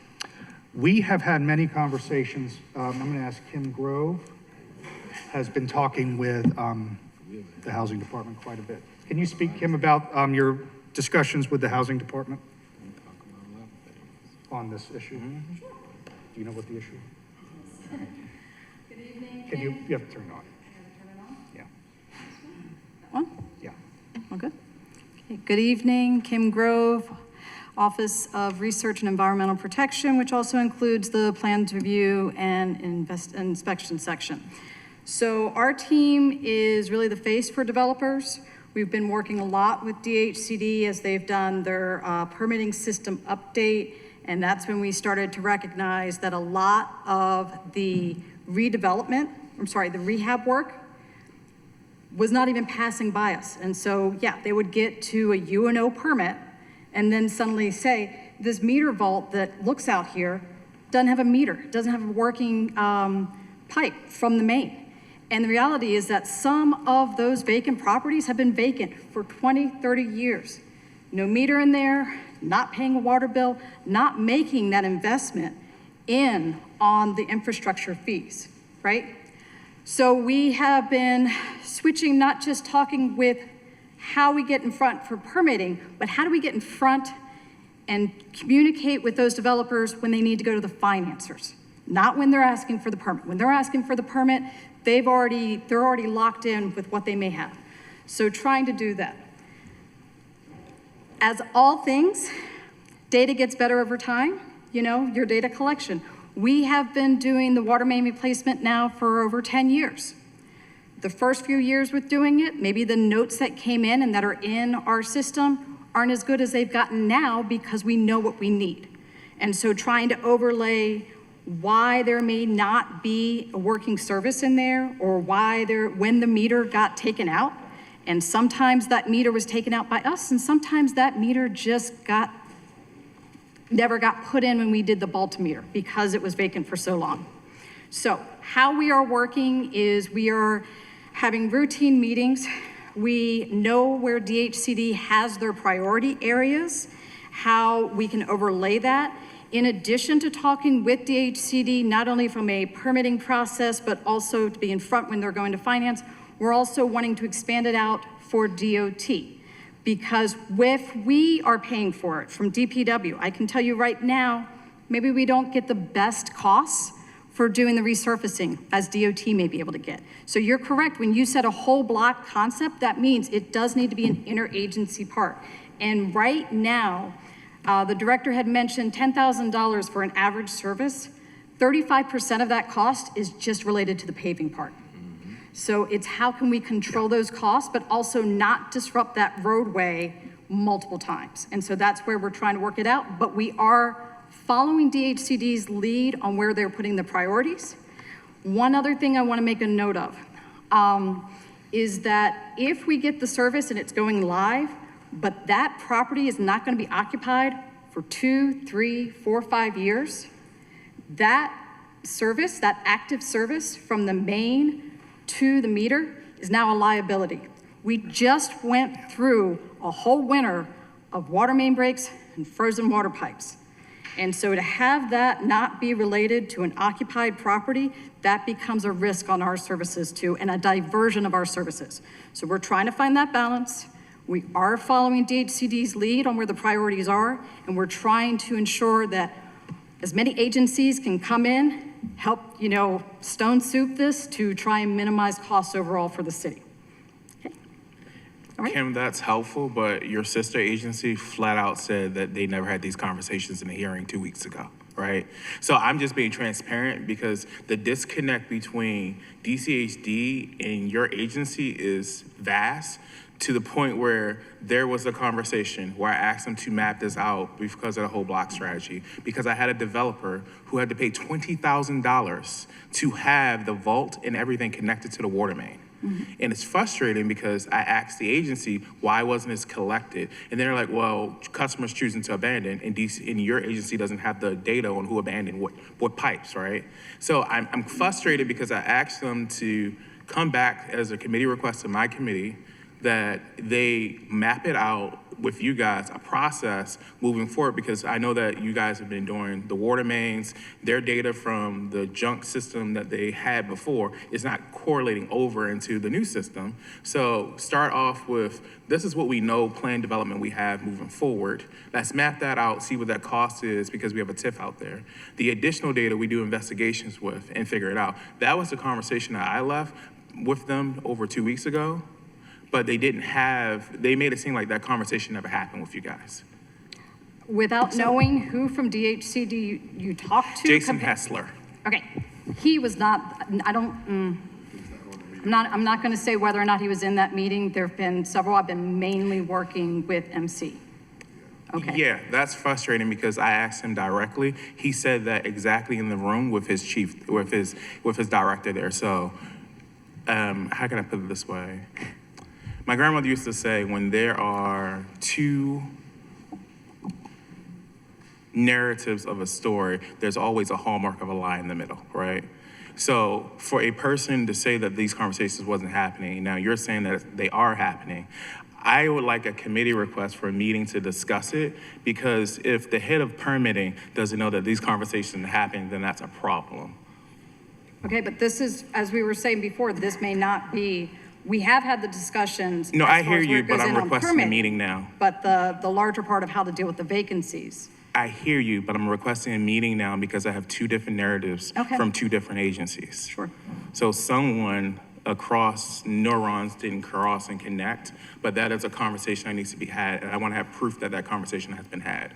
So I would like a committee request with DC Hessler, the head of housing, DPW, Kim Grove, to discuss how they're connecting with planning moving forward. In addition to that, I would like to also get proof that meetings did occur and who attended those meetings, because I'm finding that the permit chair, whatever his name is, the director, has been permanently not forthcoming with information, and to say that in front of our committee, because we were sitting here as you were responding saying we've requested this, but it was said that this wasn't happening. So if two people in this committee now are saying that that was said in a committee hearing, that's a problematic. Okay. Understood. What is the second part of the committee request? So Yeah, so Madam Chair, I would like to have a meeting with both heads of agencies, the responsible persons for the planning of this. But more specifically, I would like to know proof of actually the prior meetings happening, who attended them. Because I can't trust that something happened when you're saying it here that it did happen, and someone else is saying that it didn't happen. you're saying proof of A meeting, an actual meeting actually happened. This was actually an agenda that actually happened. Okay, so the first portion, where's the are you? Yes? Yeah, the government Want me to relations, can we make stay sure right that he here. gets a meeting set up? The first part of that? Yes, absolutely. So we'll take that as a committee follow-up. We'll set up the meeting. And then, council member, I was just trying to catch up on this particular request because I actually want to involve OPI because they have actually done some work as well that could be useful with the interagency coordination as well to like help expedite this. So I can also make this a priority of mine and have a member of my team be a part of helping to coordinate between the entities. I'm happy to do that. That's perfect.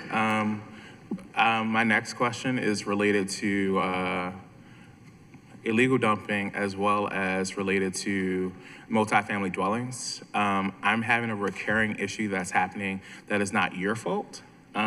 This is related to the permit system when persons are getting licensing for multifamily dwellings. I have your agency, which thanks to your agency being discovered and going through the SIU process, there are people who have 6-unit multifamily dwellings that should be getting private collection, but it's my understanding that your agency isn't receiving all the information identifying all the multifamily dwellings in the city. So I would like to have a meeting to discuss how we can fix that system and that disconnect, because I see in areas like Druid Heights, Reservoir Hill, and others where we have significant numbers of them, there are a number of private people who should be getting dumpsters for their actual collections, and we're being inundated with rats and as well as illegal dumping because they're not giving the proper trash receptacles for their residents. But my question is more so, in terms of legal dumping, is your agency open to looking to how we can move SIU investigators and pair them with your teams? Because I've found that the lag in terms of investigating and then sending it over to you guys should be just coupled and just put together like it was in 2007 and 2008, where the agency had people investigate and clean up at the same time, because it should not take 12 days to get something off of a street or something out in an alley when there's a person pulling the tax that day. Would be happy to discuss those options. I agree completely with you. I could talk a little bit more about that too. Yes, you're definitely going in the right direction. I just wanted to talk a little bit about something I brought up on my hearing earlier. So we actually did an illegal dumping pilot, and we actually saw a 50% like increase in the timeliness to address, or actually a 50% decrease in the illegal dumping investigations that went to SIU. So here's how the pilot worked. What we decided to do was, so to your point about it taking 12 days or however many days, I forget, somebody can look up the SLA for illegal dumping, but it's too long. So what we did with this pilot was we bifurcated out the type of dumping that was occurring. So if it was like large dumping, like mattresses or furniture and things of that nature, there's no point in sending out an SIU investigator to investigate a mattress. We should just pick it up. So when we did that bifurcation, that went directly to DPW for cleanup, and not before where it would go to SIU for investigation, and then they would close it out, and then they would send it over to DPW. We cut that step out, we sent it directly for cleanup, and we were able to clean up. I'll get the average time, but it was like within 48 hours, if not sooner. Now, where we are continuing the investigations, if we're seeing trash that we can go through and we want to be able to determine who dumped it, Then we started sending that to SIU. Now SIU was able to go through those faster and those investigations faster and then refer it over to cleanup. But I agree with you. I actually do believe, and as a part of the assessment that we're doing on the overall organization and makeup of the Department of Housing and Community Development, I do think that there's an opportunity for some of the services that exist within DPW that are related to vacant housing for them to live within DHCD because they will, get done, be expedited a lot faster. So I do anticipate that those are some of the recommendations that will come out. And similarly to your point about having investigators on the DPW side, right, when it comes to improper waste disposal and things of that nature, they shouldn't be relying on housing to do that. Like, we should be able to do that within DPW. So I do anticipate that when we come into next year's budget, that there will be recommendations for swapping certain things from housing over to DPW and vice versa. Thank you.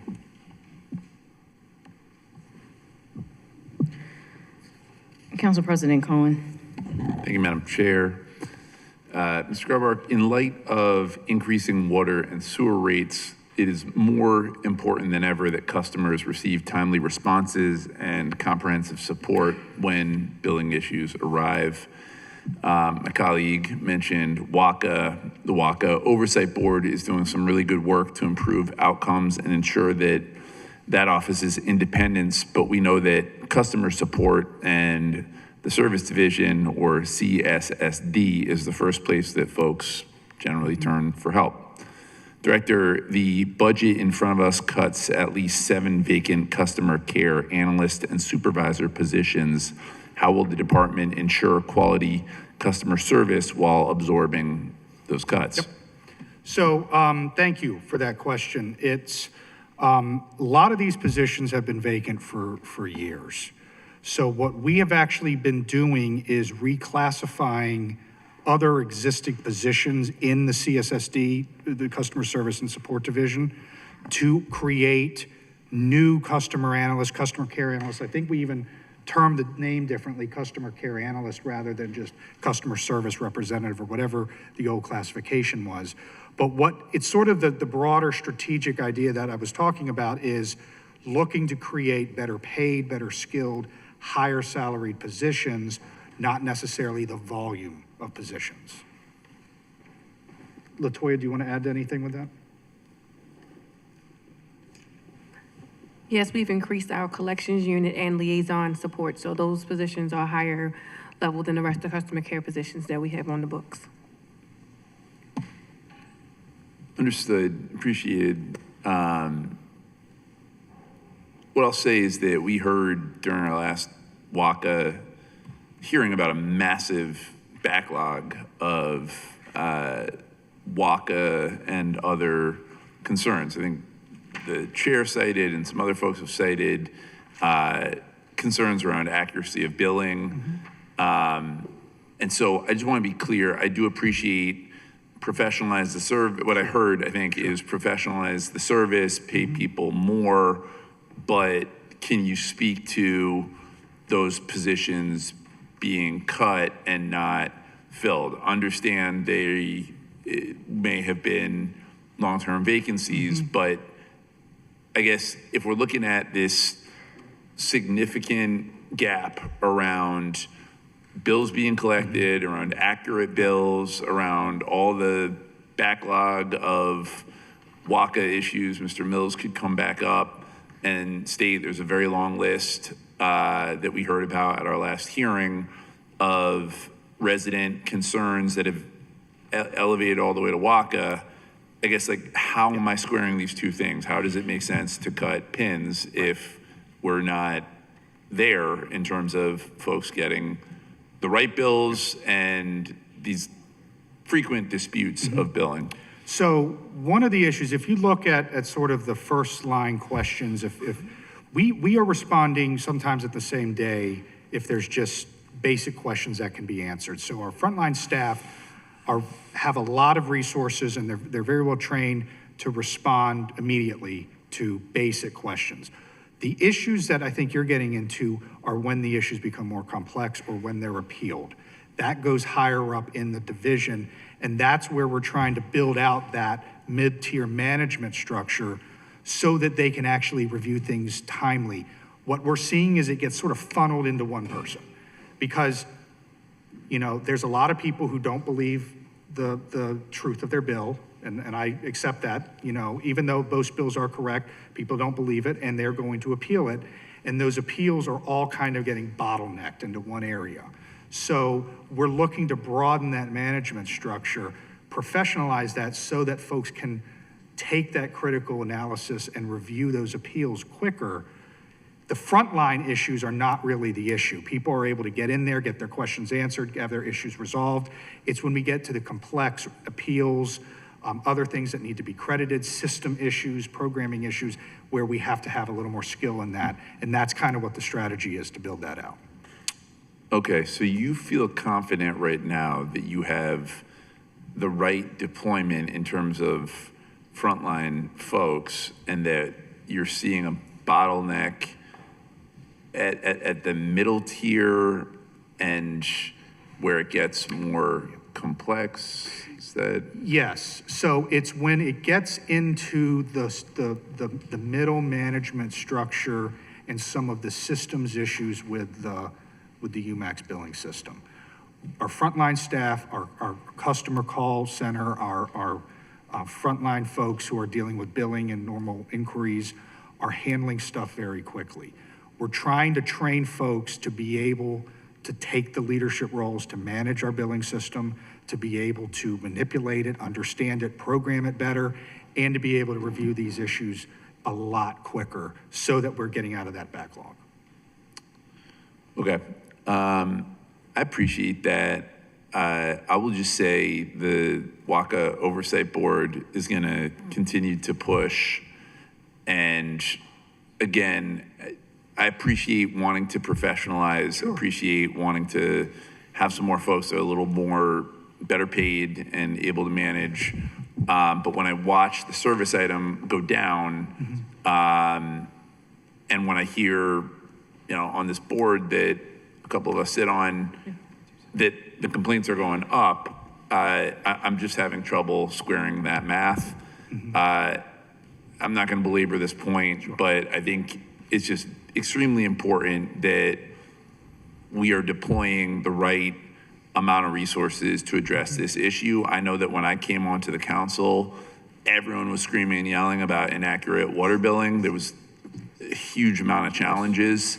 That was like what council offices dealt most with. That is not, I would not say that's the number one issue that my colleagues and I experience anymore, which is a good thing, but there is still a significant amount, and we've seen it in data, there's still a significant amount of inaccurate bills, errant bills, bills that are contested and for good reason, not just someone is like, I don't want to pay my bill, so I'm going to contest it. And so, again, I find it concerning that that service line is going down. I'm just going to leave it there. Thank you, Madam Chair.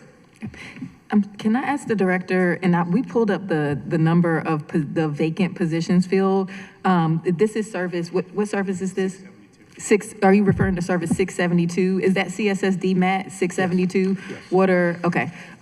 So based off of the data that we have here, now I'm sure that it's not all of the customer service positions, but out of what, 250? 217, there were, in that service, there are 217 pins funded, and of those 217, there were 59 that were vacant. Now, I'm sure that all of those 59 are not customer service reps, but I did want to point out that there's a pretty high vacancy rate here. So typically, in those cases, we do what the director is talking about, where we might reduce the number of pins in order to increase the wages as a strategy to help fill those positions. But the team can talk a little bit more about that, but I did want to kind of juxtapose the actual total number of vacancies against the filled positions and the abolishment of the 7. Yes, I concur with, thank you, Madam CA. Yes. I agree with that. That's kind of what the strategy has been. This also is our meter shop as well. And we have been looking to do sort of the same thing with plussing up our management, having a more career trajectory for our meter shop to make sure that those are right skilled, right size skilled and fully funded. Yes, sir.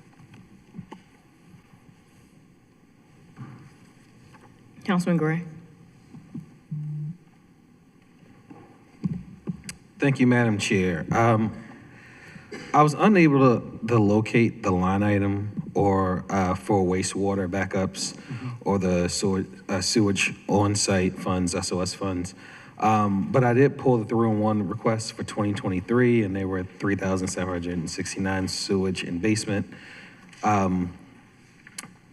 In 2024, it was 6,035, 2025, 4,824, and year to date, thus far in 2026, it's 2,615 reports of sewage in the basement.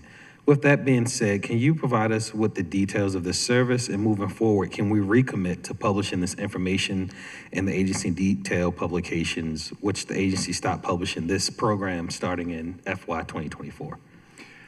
Yes. So what we have done, and this has been another area that has been someone, and I know we've had conversations about this, we, under my predecessor, Deputy Mayor Zayed, worked out a different program. Everything in DC happened in DC, and we have not been able to announce that because of different issues. It has been very frustrating because we have been asked not to market it, even though that is what we're actually doing. So we've actually stood up a staff member who's calling everyone who calls in with a water and basement and is informing them if they qualify on that. Yes, I'd be happy to get you that information. I desperately want to announce this as soon as we can and as soon as we're able to. It is something that that is a very high priority of me so that we can really publicize this information. Okay, so you have the will to recommit to do it, but not necessarily the green light. Yes. Okay. Yes. Just wanted to make sure. I'd be happy to discuss this with you because this is an issue that I know is going to continue to be problematic. And as we look at our modified consent decree and the need to likely extend it, I think that this is a question that we're going to have a very thorough discussion about. Okay. And could I have a committee request on this topic? Could you please provide us an overview of the following information by, we'll give it a week's time, so close the business next Wednesday. And the following information is the starting balance for FY 2026, how many requests were made in FY 2026, how many were found to be the fault of the city's infrastructure or failure, how many of those claims were denied due to it not meeting the wet weather criteria, how much money of this fund has been spent for FY 26, and what is the current FY 27 allocation for these funds? And I can repeat that if need be. Can we do that in a week? I'd say next Thursday. Can we do next Thursday?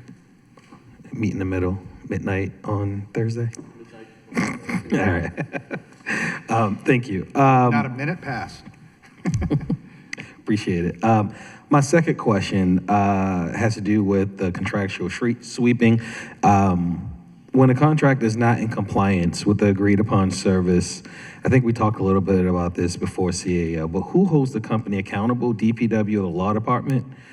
In general, we've heard from neighbors that we've had some negative experiences with street sweeping, whether the street sweeper truck comes late, past the window time of the specified time of no parking, or not coming at all. And I think I may have shared a story with the CAO where I came home. It was, I think on Thursdays it's 11 or 10 to 2.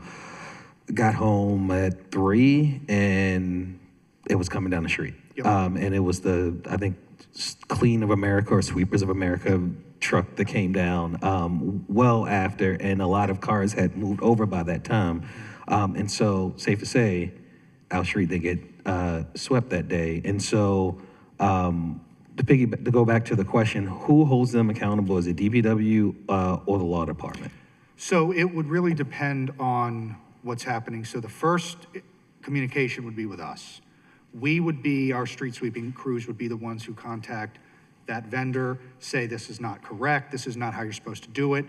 If this performance is not corrected, then we would go to the Procurement Bureau, who is actually holds that contract. They would look at contractual remedies, which could include withholding of payments or force them to come into compliance or some sort of other issue. But that's sort of the process we would go to. I don't know, Kendall, do you want to add anything to that? Sorry, that sounds pretty much correct in my experiences, and then ultimately it would wind up in the law department, in my opinion. It could ultimately, all of our contracts are made sure to have a termination provision, and if need be, it could get up to that, but we would work to try to correct that before we get to that point. Yeah, and I understand if you got rid of that person, then who's going to sweep the streets? But I definitely want to make sure that we uplift that, because we hear a lot from our neighbors with folks wanting to change the time, change the day, people having to get up, and I know I have to get up on Mondays and get up before 7 to move the car to the other side of the street if I don't find a spot that day, only for the street sweeping not to come. So like it's a waste of me I wake up early anyway, but I have to leave my house. That's really inconvenient, right? So, just imagine for like the person who has a disability, who are older adults. These are things that, these are social contracts that they signed, and if they are following their part, the least that our contractors can do is do their part. And to be completely honest, they're being paid for or doing a job that's not doing anything beneficial.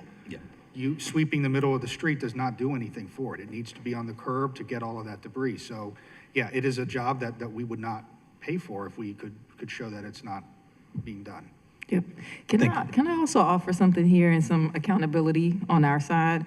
So we have a street sweeping tiger team, and I previewed that, and I got some pushback. But I talked about overhauling the entire street sweeping program. Some of the signs are not accurate. And we need to completely change out the signs. We need to change out the routes. And in neighborhoods where we don't have posted routes, which are a lot of neighborhoods across the city, we need to have a posted route. And so there are going to be recommendations that are coming out this summer into the early fall. And we will have to work, as you talked about with that social contract, with our neighborhoods and communities to renegotiate what that contract looks like for street sweeping. But sure, we have to hold our contractors accountable, but there's a mismatch in the signage and the routes, right, that we need to fix on our part that we are doing now through the street sweeping tiger team. So I do want to acknowledge that and to tell you that recommendations are forthcoming. Thank you, I appreciate that.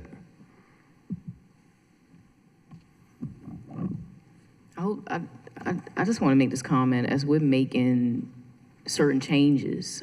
Just know that there are, and I say this often, neighborhoods have their own culture. So I'm in Northeast Baltimore. I represent a lot of neighborhoods.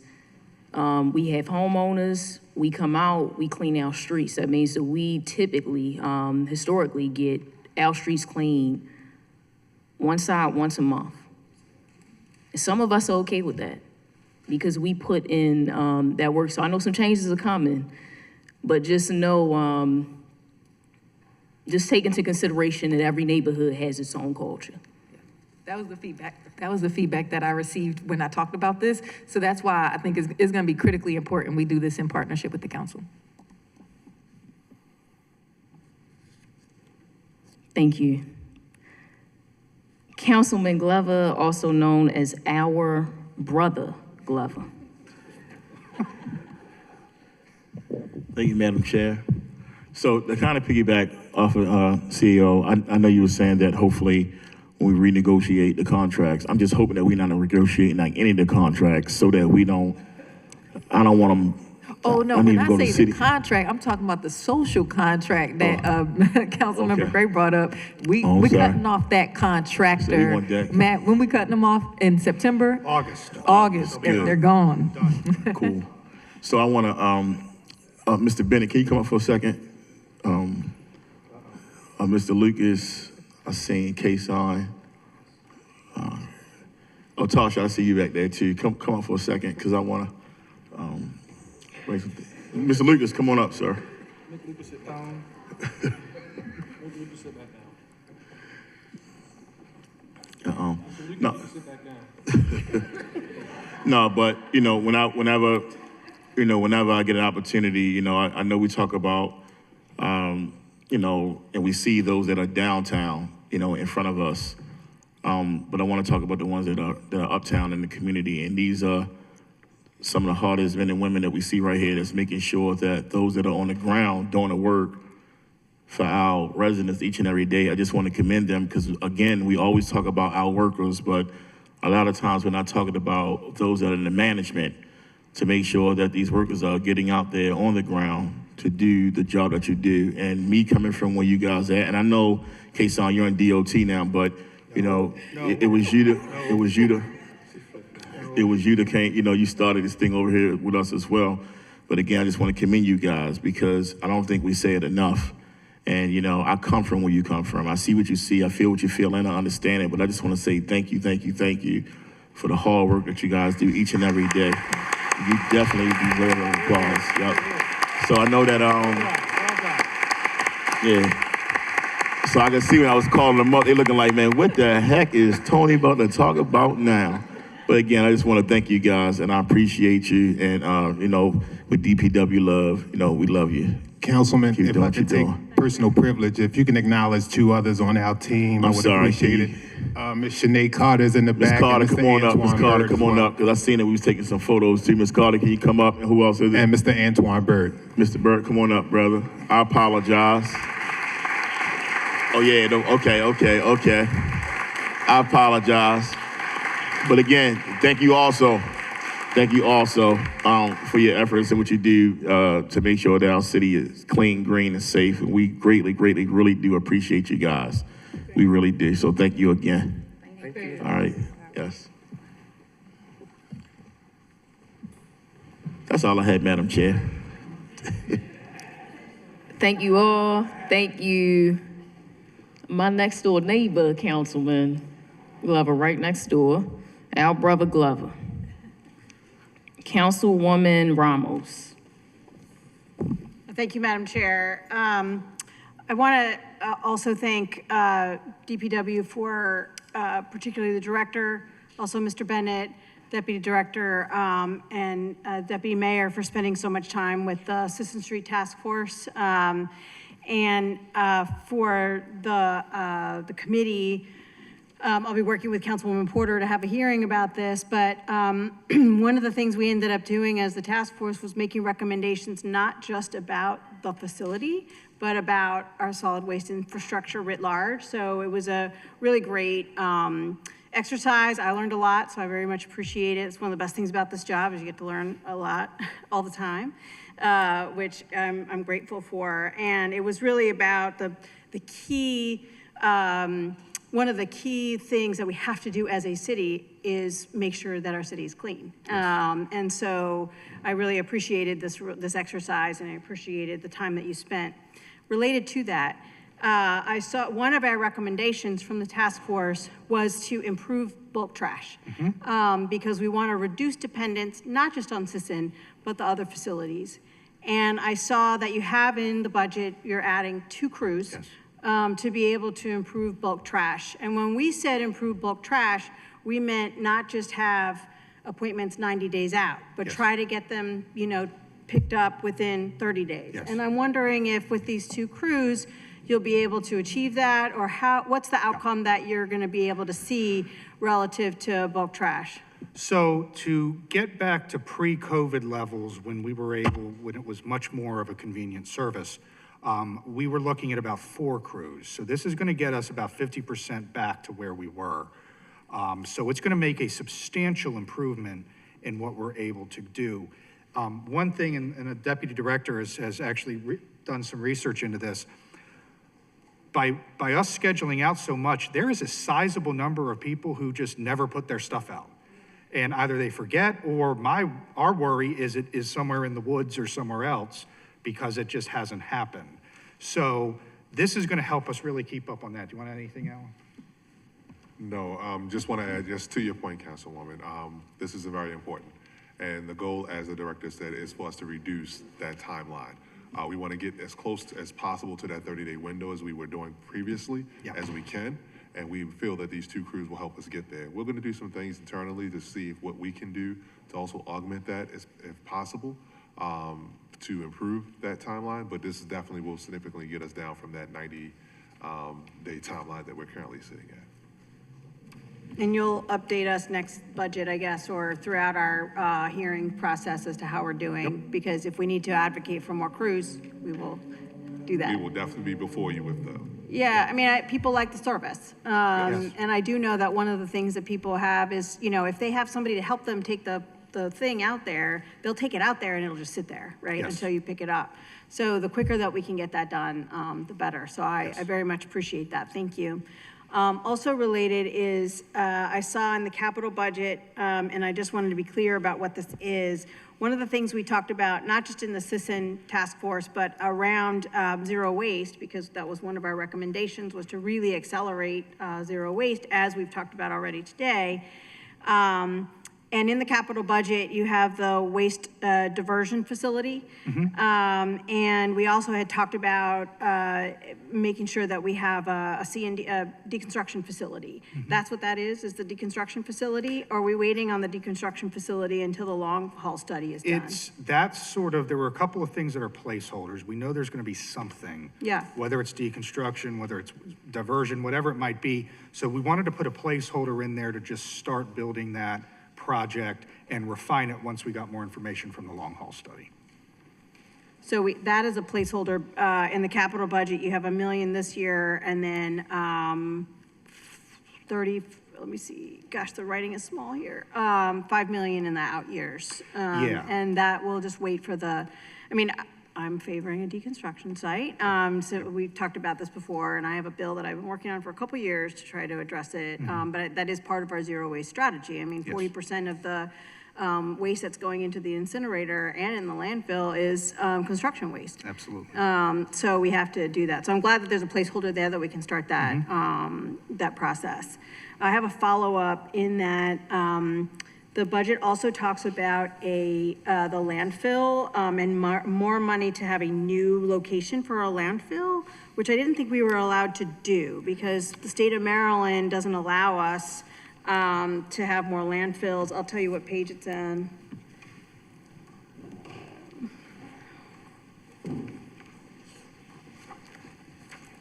Thank you. Amazing. It's on page 321, this language here, and it's related to the zero waste because we don't want to have a new landfill. Thank you. It's the set aside for landfill replacement? Yeah, it says 7.9 to 5.2 million. The reduction is based on expected lifespan of existing landfill and available funding for the new location, which I did not think we were allowed to do. This is the current project that we were examining. It's the expansion, not a new location. So there is a consideration to expand the landfill into a closed one right next to it. It's the Millennium landfill. That's what that is about. Oh, okay. Well, it's just not clear in the book. Correct, yeah. And so hopefully you'll upload that correction because we're doing upload. Do you mind doing that? Okay. Just to make it really clear that we're not creating a new landfill. We don't even want to expand the landfill. That's the, that's the goal. That's the reason why this reduction is occurring, because it didn't make sense to continue putting all of those funds in if that's not going to be the direction. Okay. Thank you, Mr. Director, and thank you, Madam Chair. And I'll follow up on making sure that this change gets made. Thank you, Madam Chair. Thank you, as always, Councilwoman Ramos, for making sure that the details are right in the budget book. We appreciate you. Councilman Blanchard.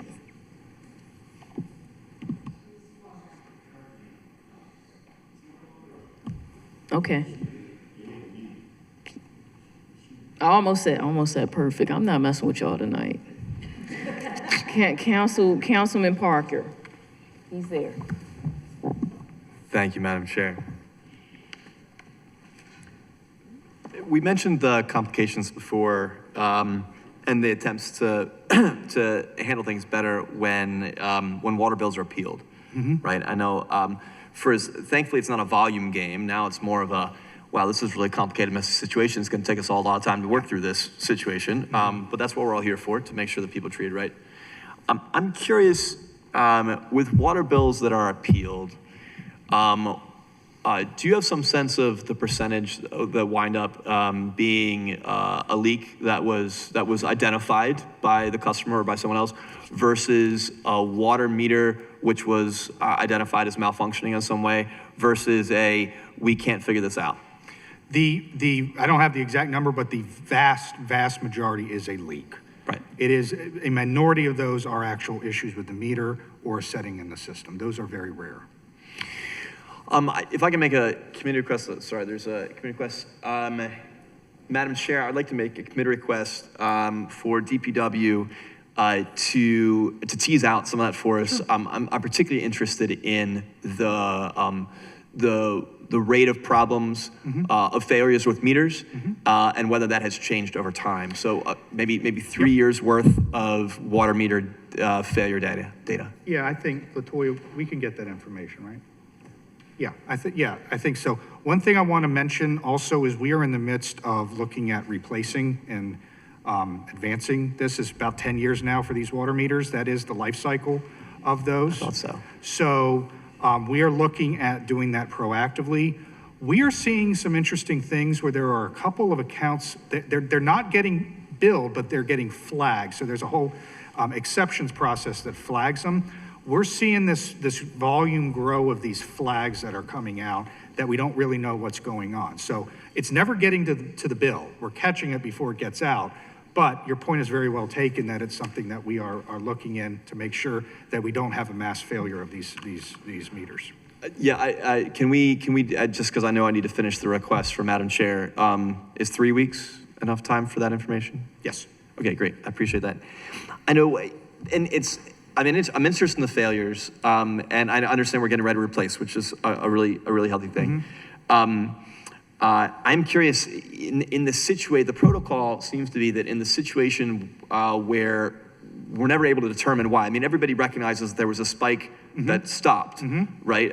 But no leak was found and repaired seemingly, and no problems found in the meter, but we still, obviously something strange happened, right? That's inexplicable. Usually there's an offer made or an adjustment made of 50% of that difference. But oftentimes those spikes are massive, either for an individual household or sometimes we have these big collective ones. You know, I have a few of these where, you know, there's like 100 housing units on one account. And then all of a sudden those spikes are tens of thousands of dollars. And in the end, we haven't been able to figure out what exactly went wrong or didn't go wrong. And so 50% off of that huge increase is still a massive bill. So just flagging that as That's an excellent point, and that's sort of the reason why we're focusing on more middle management tier, because these are issues that a lot of our frontline workers, okay, 50%, here you go, and we move it forward. We actually need to start investigating these. We need to problem solve. This is going to require knowledge of the system, of the communications method, of the coding, of all of that stuff. So that's kind of our strategy for why we're trying to professionalize those positions. You're absolutely right. I appreciate it. My second question had to do with OOPS tags in our bins. I heard the commitment to having double-sided English-Spanish OOPS tags, which is really helpful because obviously our staff, when they're out there on the street, have no idea what language the person on the other side of that posting is going to need, right? Yes. And so being able to communicate that effectively is really important. I've noticed as it's rolled out, it seems as though we've had reports that the OOPS tags weren't checked for the particular issue. So I'm sure you all know that, but people do want to be responsive to that, but without that information, they're not exactly sure necessarily what went on. The last thing I wanted to mention on those lines, very glad to see that there's an investment made to tackle the waiting list for recycling bins and replacement trash cans. Some sense, what is the current backlog without what's causing it? Was there just higher demand, or was there some issue on the back end with supply, or did we not budget enough money for it? Just your thoughts on that. I know that the Bureau head has been very, very intimately involved in this. What I will say is the big issue last year was the contract ran out. And that was getting back to some of the procurement issues where it ran out and it took then not only to get the contract in place, but they wouldn't manufacture, 200,000 cans unless we paid for it. So we had to get the contract, then they had to manufacture it. But I know Kendall's been working on this issue quite a bit. Yeah, so there's a couple of things. One is that the process, I'll admit, was cumbersome, and I'll come back to why I consider it to be cumbersome. The other thing is that, as an example, we had crews going out on a pickup truck trying to deliver cans as well as pick up cans. The maximum number of cans they could get on the truck at any given time was about 8 cans. So most of their day was spent dropping off cans, taking the cans that were being pulled off the street, back to storage, then going picking up another load of new cans. So a lot of their time was spent just logistically trying to pick up cans and drop them off. Having realized that was an issue, we procured 2 box trucks that allow us to put a full day's worth of work on one truck so that they didn't have to make those significant amount of trips. So that reduced the time that it took for us to get those cans out to the citizens. But back to being cumbersome, and I don't want to speak too soon, but we are in collaboration with BSIT to significantly drive down the SLA time on those cans. It currently exists at 30 business days, but we were very aggressive and we got that down to 10 business days. So we expect in 2 weeks that we'll be rolling that out as a new measure for delivering of those trash cans and recycling cans. That's great news and great work. I really appreciate it. Thank you, Director Abuhakim. Thank you, Madam Chair. Thank you. Councilman Jones. Thank you, Madam Chair.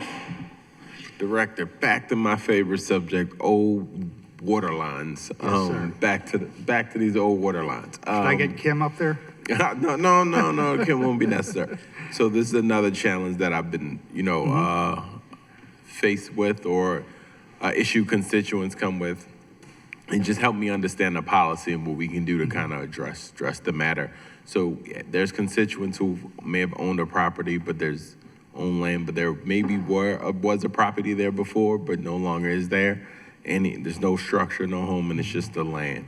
But they receive a water bill every single month, right? And that water bill is incurring a fee, and they said that they're unable to get the water service cut off, but every month they're receiving an additional water bill for land that has no property on it and they aren't running water on it.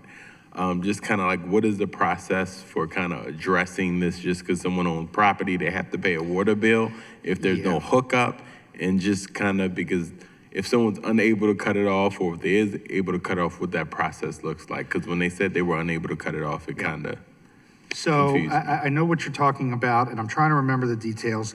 I think this was an issue where in order to not have to pay the bill for the fixed fee, you had to remove the service. And the service couldn't be removed until you paid all the past bill. Okay, yeah. Is that the issue? It's one of them too, and this is the challenge I'm coming across. So if people have a property, they're receiving a water bill because, well, there's no property on it, but they're receiving a water bill because there is no service, right? But if someone pays the fee and removes the service, now we're back at the place we were talking about before, where if someone buys the land now and they think that there's a service there, but then there is no service. But my thing is like, we don't want to encourage people to remove the service. So is there a way we can just cut the bill off because there is no house without them removing the service, so that if development does happen there, there's actually a service there rather than forcing someone to pay a fee to remove a service that we may end up having to replace later on? So that is something we are working on. We're working on it with the CSSD team. It requires coding in there to actually do that. Your point is very well taken. A lot of the money that we are writing off as bad debt is money that, quite honestly, we're never going to get, and we probably shouldn't have even charged it to begin with because it's that meter cost and no water's going through it. But that's the way the rate is set up. The problem with that, and this is why it's taking time to code it, is that is one way that we know there's leaks, if the active service is still in the system. So it's going to require a new coding and a new modification to make sure that there's no flow in that and new reporting structures. That's something we are working on to try to get out of that process so that we're not getting those costs. Because that's the issue also when people buy properties, they don't realize when they're paying the liens, 2 or 3 more months of the fixed administrative fees have accrued, and their lien sheet is not right then. So sometimes it delays their closing. Yeah. So that is something, I'm working with the mayor's office on that and our internal team to see about coding. It's a coding issue in the system. Is there anything we can do to support those owners or homeowners who have those bills down for water that they never even ran on the property? Yeah. Is there a thought process behind it so that, you know, they can move forward, or because the liens aren't there, and just curious of what we can do as they look for a path moving forward? Because no one wants to pay the hundreds of dollars in a water bill just for land and for water that they never even ran. Yeah, you know? this is an issue, and it's again the issue where if we create a policy, you know, it's something where we're looking at it more one-offs and individual situations. I hear what you're saying completely, you know, with that. There's been things we've been working with DHCD about city-owned properties, and does it make sense to keep charging city-owned properties if they're trying, you know, those are the questions we're trying to deal with.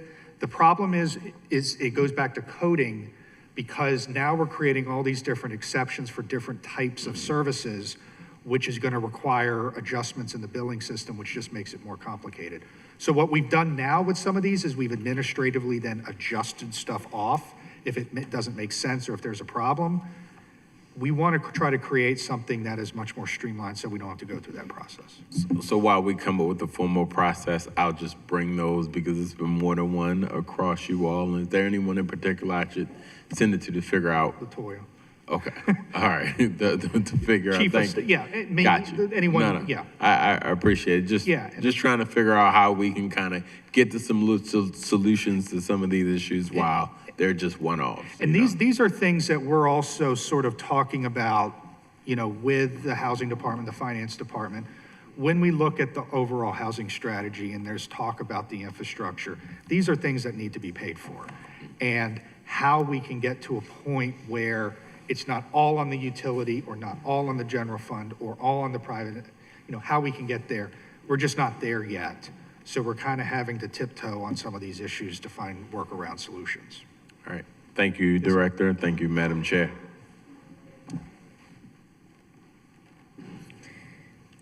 Councilman Gray.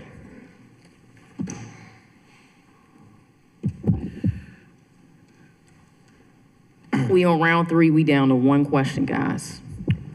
What about for a follow-up? Keeping our communities clean and healthy starts with our residents. So recycling and contamination and resident non-participation, in my eyes, and I'm sure you see it all the time, whether it's someone dumping road like trash into the blue can and we have to call it out and you guys have to come and get it, and then you guys have to threaten to take the blue can. But that all contributes to solid waste costs and increase in illegal dumping, because when there's a mess, it just kind of piles up. Does the FY2027 budget include any new community education or outreach funding? And is the public outreach solely housed under ECB Be More Beautiful program? And then what is the city strategy of changing the culture and mind state around things like littering, recycling, non-recyclables, and just overall doing better to keep our communities clean? So I will start with the second part. I'm going to ask Tiara and Kita to come up to speak about the communication piece. But the second part is a question that we talk about quite a bit. And it's something where we're talking about zero waste and sort of changing the economy, and yet we're still dealing with very basic issues. People opening their car door and just throwing a whole bag of trash out the window. And I think there really needs to be thought and process into the root cause. We are constantly running around picking up after people and doing all this other stuff, but I'm not sure we know what's the actual cause of this. Why is this happening this way? How can we get to this? You know, there was a time when no one wore seatbelts. Now everyone wears a seatbelt or bicycle helmets. Getting to that level of understanding of, quite honestly, human behaviors is something that I think we need to get to understand how we can do that. Is Tiara here? Yeah. I'm going to ask Tiara to speak about the communications work that we're working on. But you're 100% correct. It's a very difficult issue. Yeah. Hi, I'm Tiara Brown. I'm Chief of Marketing Communications. Do you mind repeating the second half of the question, please? The second half or the first half? Whichever one addressed outreach. Yep. In the FY27 budget, is there any allocation included for any new community education or outreach funding? And is public outreach solely housed under ECB Baltimore Be More Beautiful program? So I have Keita Wells that can speak directly to the Be More Beautiful program. She is the program management under my team. Go ahead. Sure.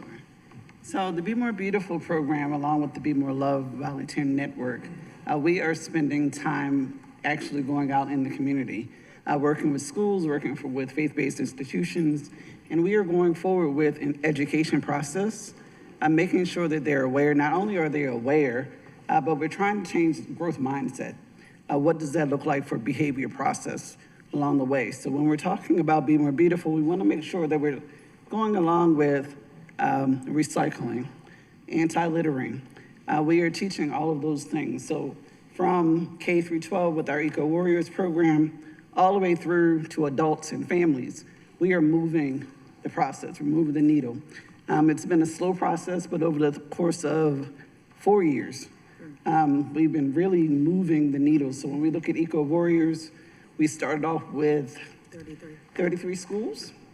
We are now at 92. We will have our annual event on June 1st, which is Monday. We will actually be honoring those schools coming in. Over the course of just this year, we've had 35,000 volunteers as far as youth, adults, and community leaders coming together.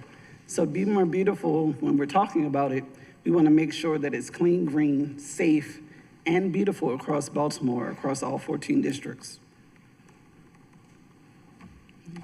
We're also working with our fiscal department to identify the dollars that we will allocate to outreach and marketing specifically around cleanliness, recycling, contamination. We've done a good job of kind of boosting that with our current bandwidth and our current means, and we're looking to build on what we've done thus far with additional funds.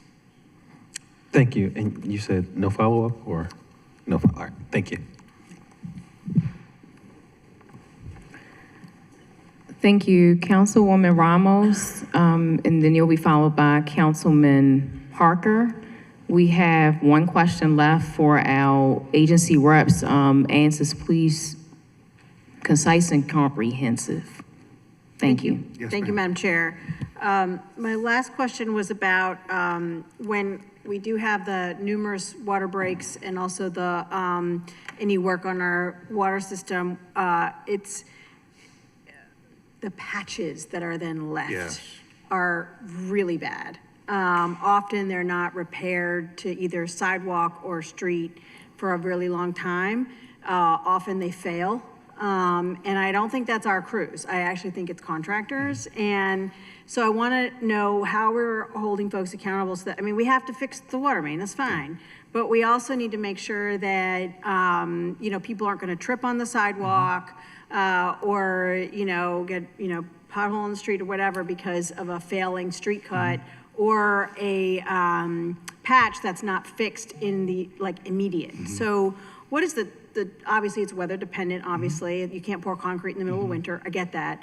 But I want to make sure that we're actually holding our contractors accountable for making sure that they're restoring those patches right away and not in a way that's causing, like I had this huge, big one on 29th Street one time. And luckily everybody addressed it right away. But it was definitely, one of ours. And I just want to make sure that we're holding our contractors accountable for that. Yep, we have construction inspectors who we are assigning out to go and look at these. We also have inspectors and investigators in our utility maintenance division. I know Steve Sharkey has been working on making sure that our investigators are going back after we are patching our own breaks to make sure that there's a permanent patch in a timely manner. Big picture, this is what I think, I might have been the deputy mentioned, we got to look at DOT. They're the road experts. Does it make sense for us to do our own or us to partner with them, fund them as part of their other work to do it as well? That's part of the discussion we're going to have about who makes sense. It makes sense best to do that. Yeah, just wanted to mention that since I started this job, the next year water main breaks increased 25%, and then the second year it increased another 25%. So these last 2 winters have been really awful. And so we are working at as quick speed as we can to get those patches back up. We cannot pour from November to basically April 1st almost. So there is, we're keeping the contractors accountable. Bear with us, but the number of water main breaks has been absurd, and we're getting to them as quickly as we can. And we do track that continuously. Thank you. Thank you, Madam Chair. 25%. Councilman Parker. Thank you, Madam Chair. I want to draw our attention to service line 664, service 664, wheelabrator disposal. I remember last year there was a significant increase in this line up to, what was it last year? Up to $13,782 million. And was curious how we're tracking on that through this fiscal year, through the first 3 quarters. I note that 2025 was at 11, and I think the year before was 11 and change. So it feels like, the numbers make it appear that we are over budgeting in that line item, and that's money we could use for zero waste or the other exciting initiatives we've been talking about here. So talk to us about that line item and how we're tracking this year and whether we can decrease it. I am going to ask Antoine Bird to explain that. He's our disposal chief. Antoine, this is on the Bresco line item. Sorry, Bresco. Was it Bresco? Bresco, wheelabrator, whatever. What is it? I think it says wheelabrator. Wheelabrator, that's the same thing. Yeah, same thing. The cost for wheelabrator disposal. Where do we stand? So I'll just repeat it real quick. I'll make it real quick, Madam Chair. It appears as though the last few years we've averaged around 11 million and change of actual expenditures there. Last year, we had been under budgeting for a while. Last year, we jumped it up to 13.7, and this next year it's bumping down to 13.2, which still seems higher than our use has been. Can you comment on what our spending has been so far this fiscal year? And if it's still tracking in the 11 range, feel free to opine as to whether that's money that's currently over budgeted that we could use for some other important DPW purpose. Now, I appreciate the question. Antoine Bird, Chief of Disposal Services. Hate to be the one to kick this around a little bit, though. So I think this is probably more of a finance question than an operations question with regards to the budget for what we spend at Bresco. I guess the question is, are you seeing the use of a wheelabrator go up or down or stay the same? It's probably stagnant, but as far as the landfill go, we are pushing more material towards wheelabrator instead of utilizing the landfill because we are trying to protect what space we have available left at the landfill. So I would probably say it's probably stagnant, if not a little bit higher. But as far as the budget goes, I would ask the finance folks to speak to that piece. Yeah, in the budget book for 664, we did take a $486,000 reduction to that line this year because the trend so far that we've been seeing, at least on the dollar side, which I think would translate, of course, to the ton side, is lower, a little bit lower. So we did bring the budget down in 27 to reflect the fact that 26 has been coming in under budget. Fiscal folks on DPW might have more to add to that, but that's the trend we've been seeing on our end. Anything now? BBMR projected it for $13.2 million this year, so in line with budget for next year. We're projecting 13.2? That was quarter three, yes. Based on where we are through this point in the fiscal year? That's correct. All right, thanks. Thank you, Madam Chair. I should have started with Aaron. Should have started with Aaron. Thank you. Thank you all for joining. We are now in recess. We will see you guys tomorrow for day 2 of FY27 agency budget hearings.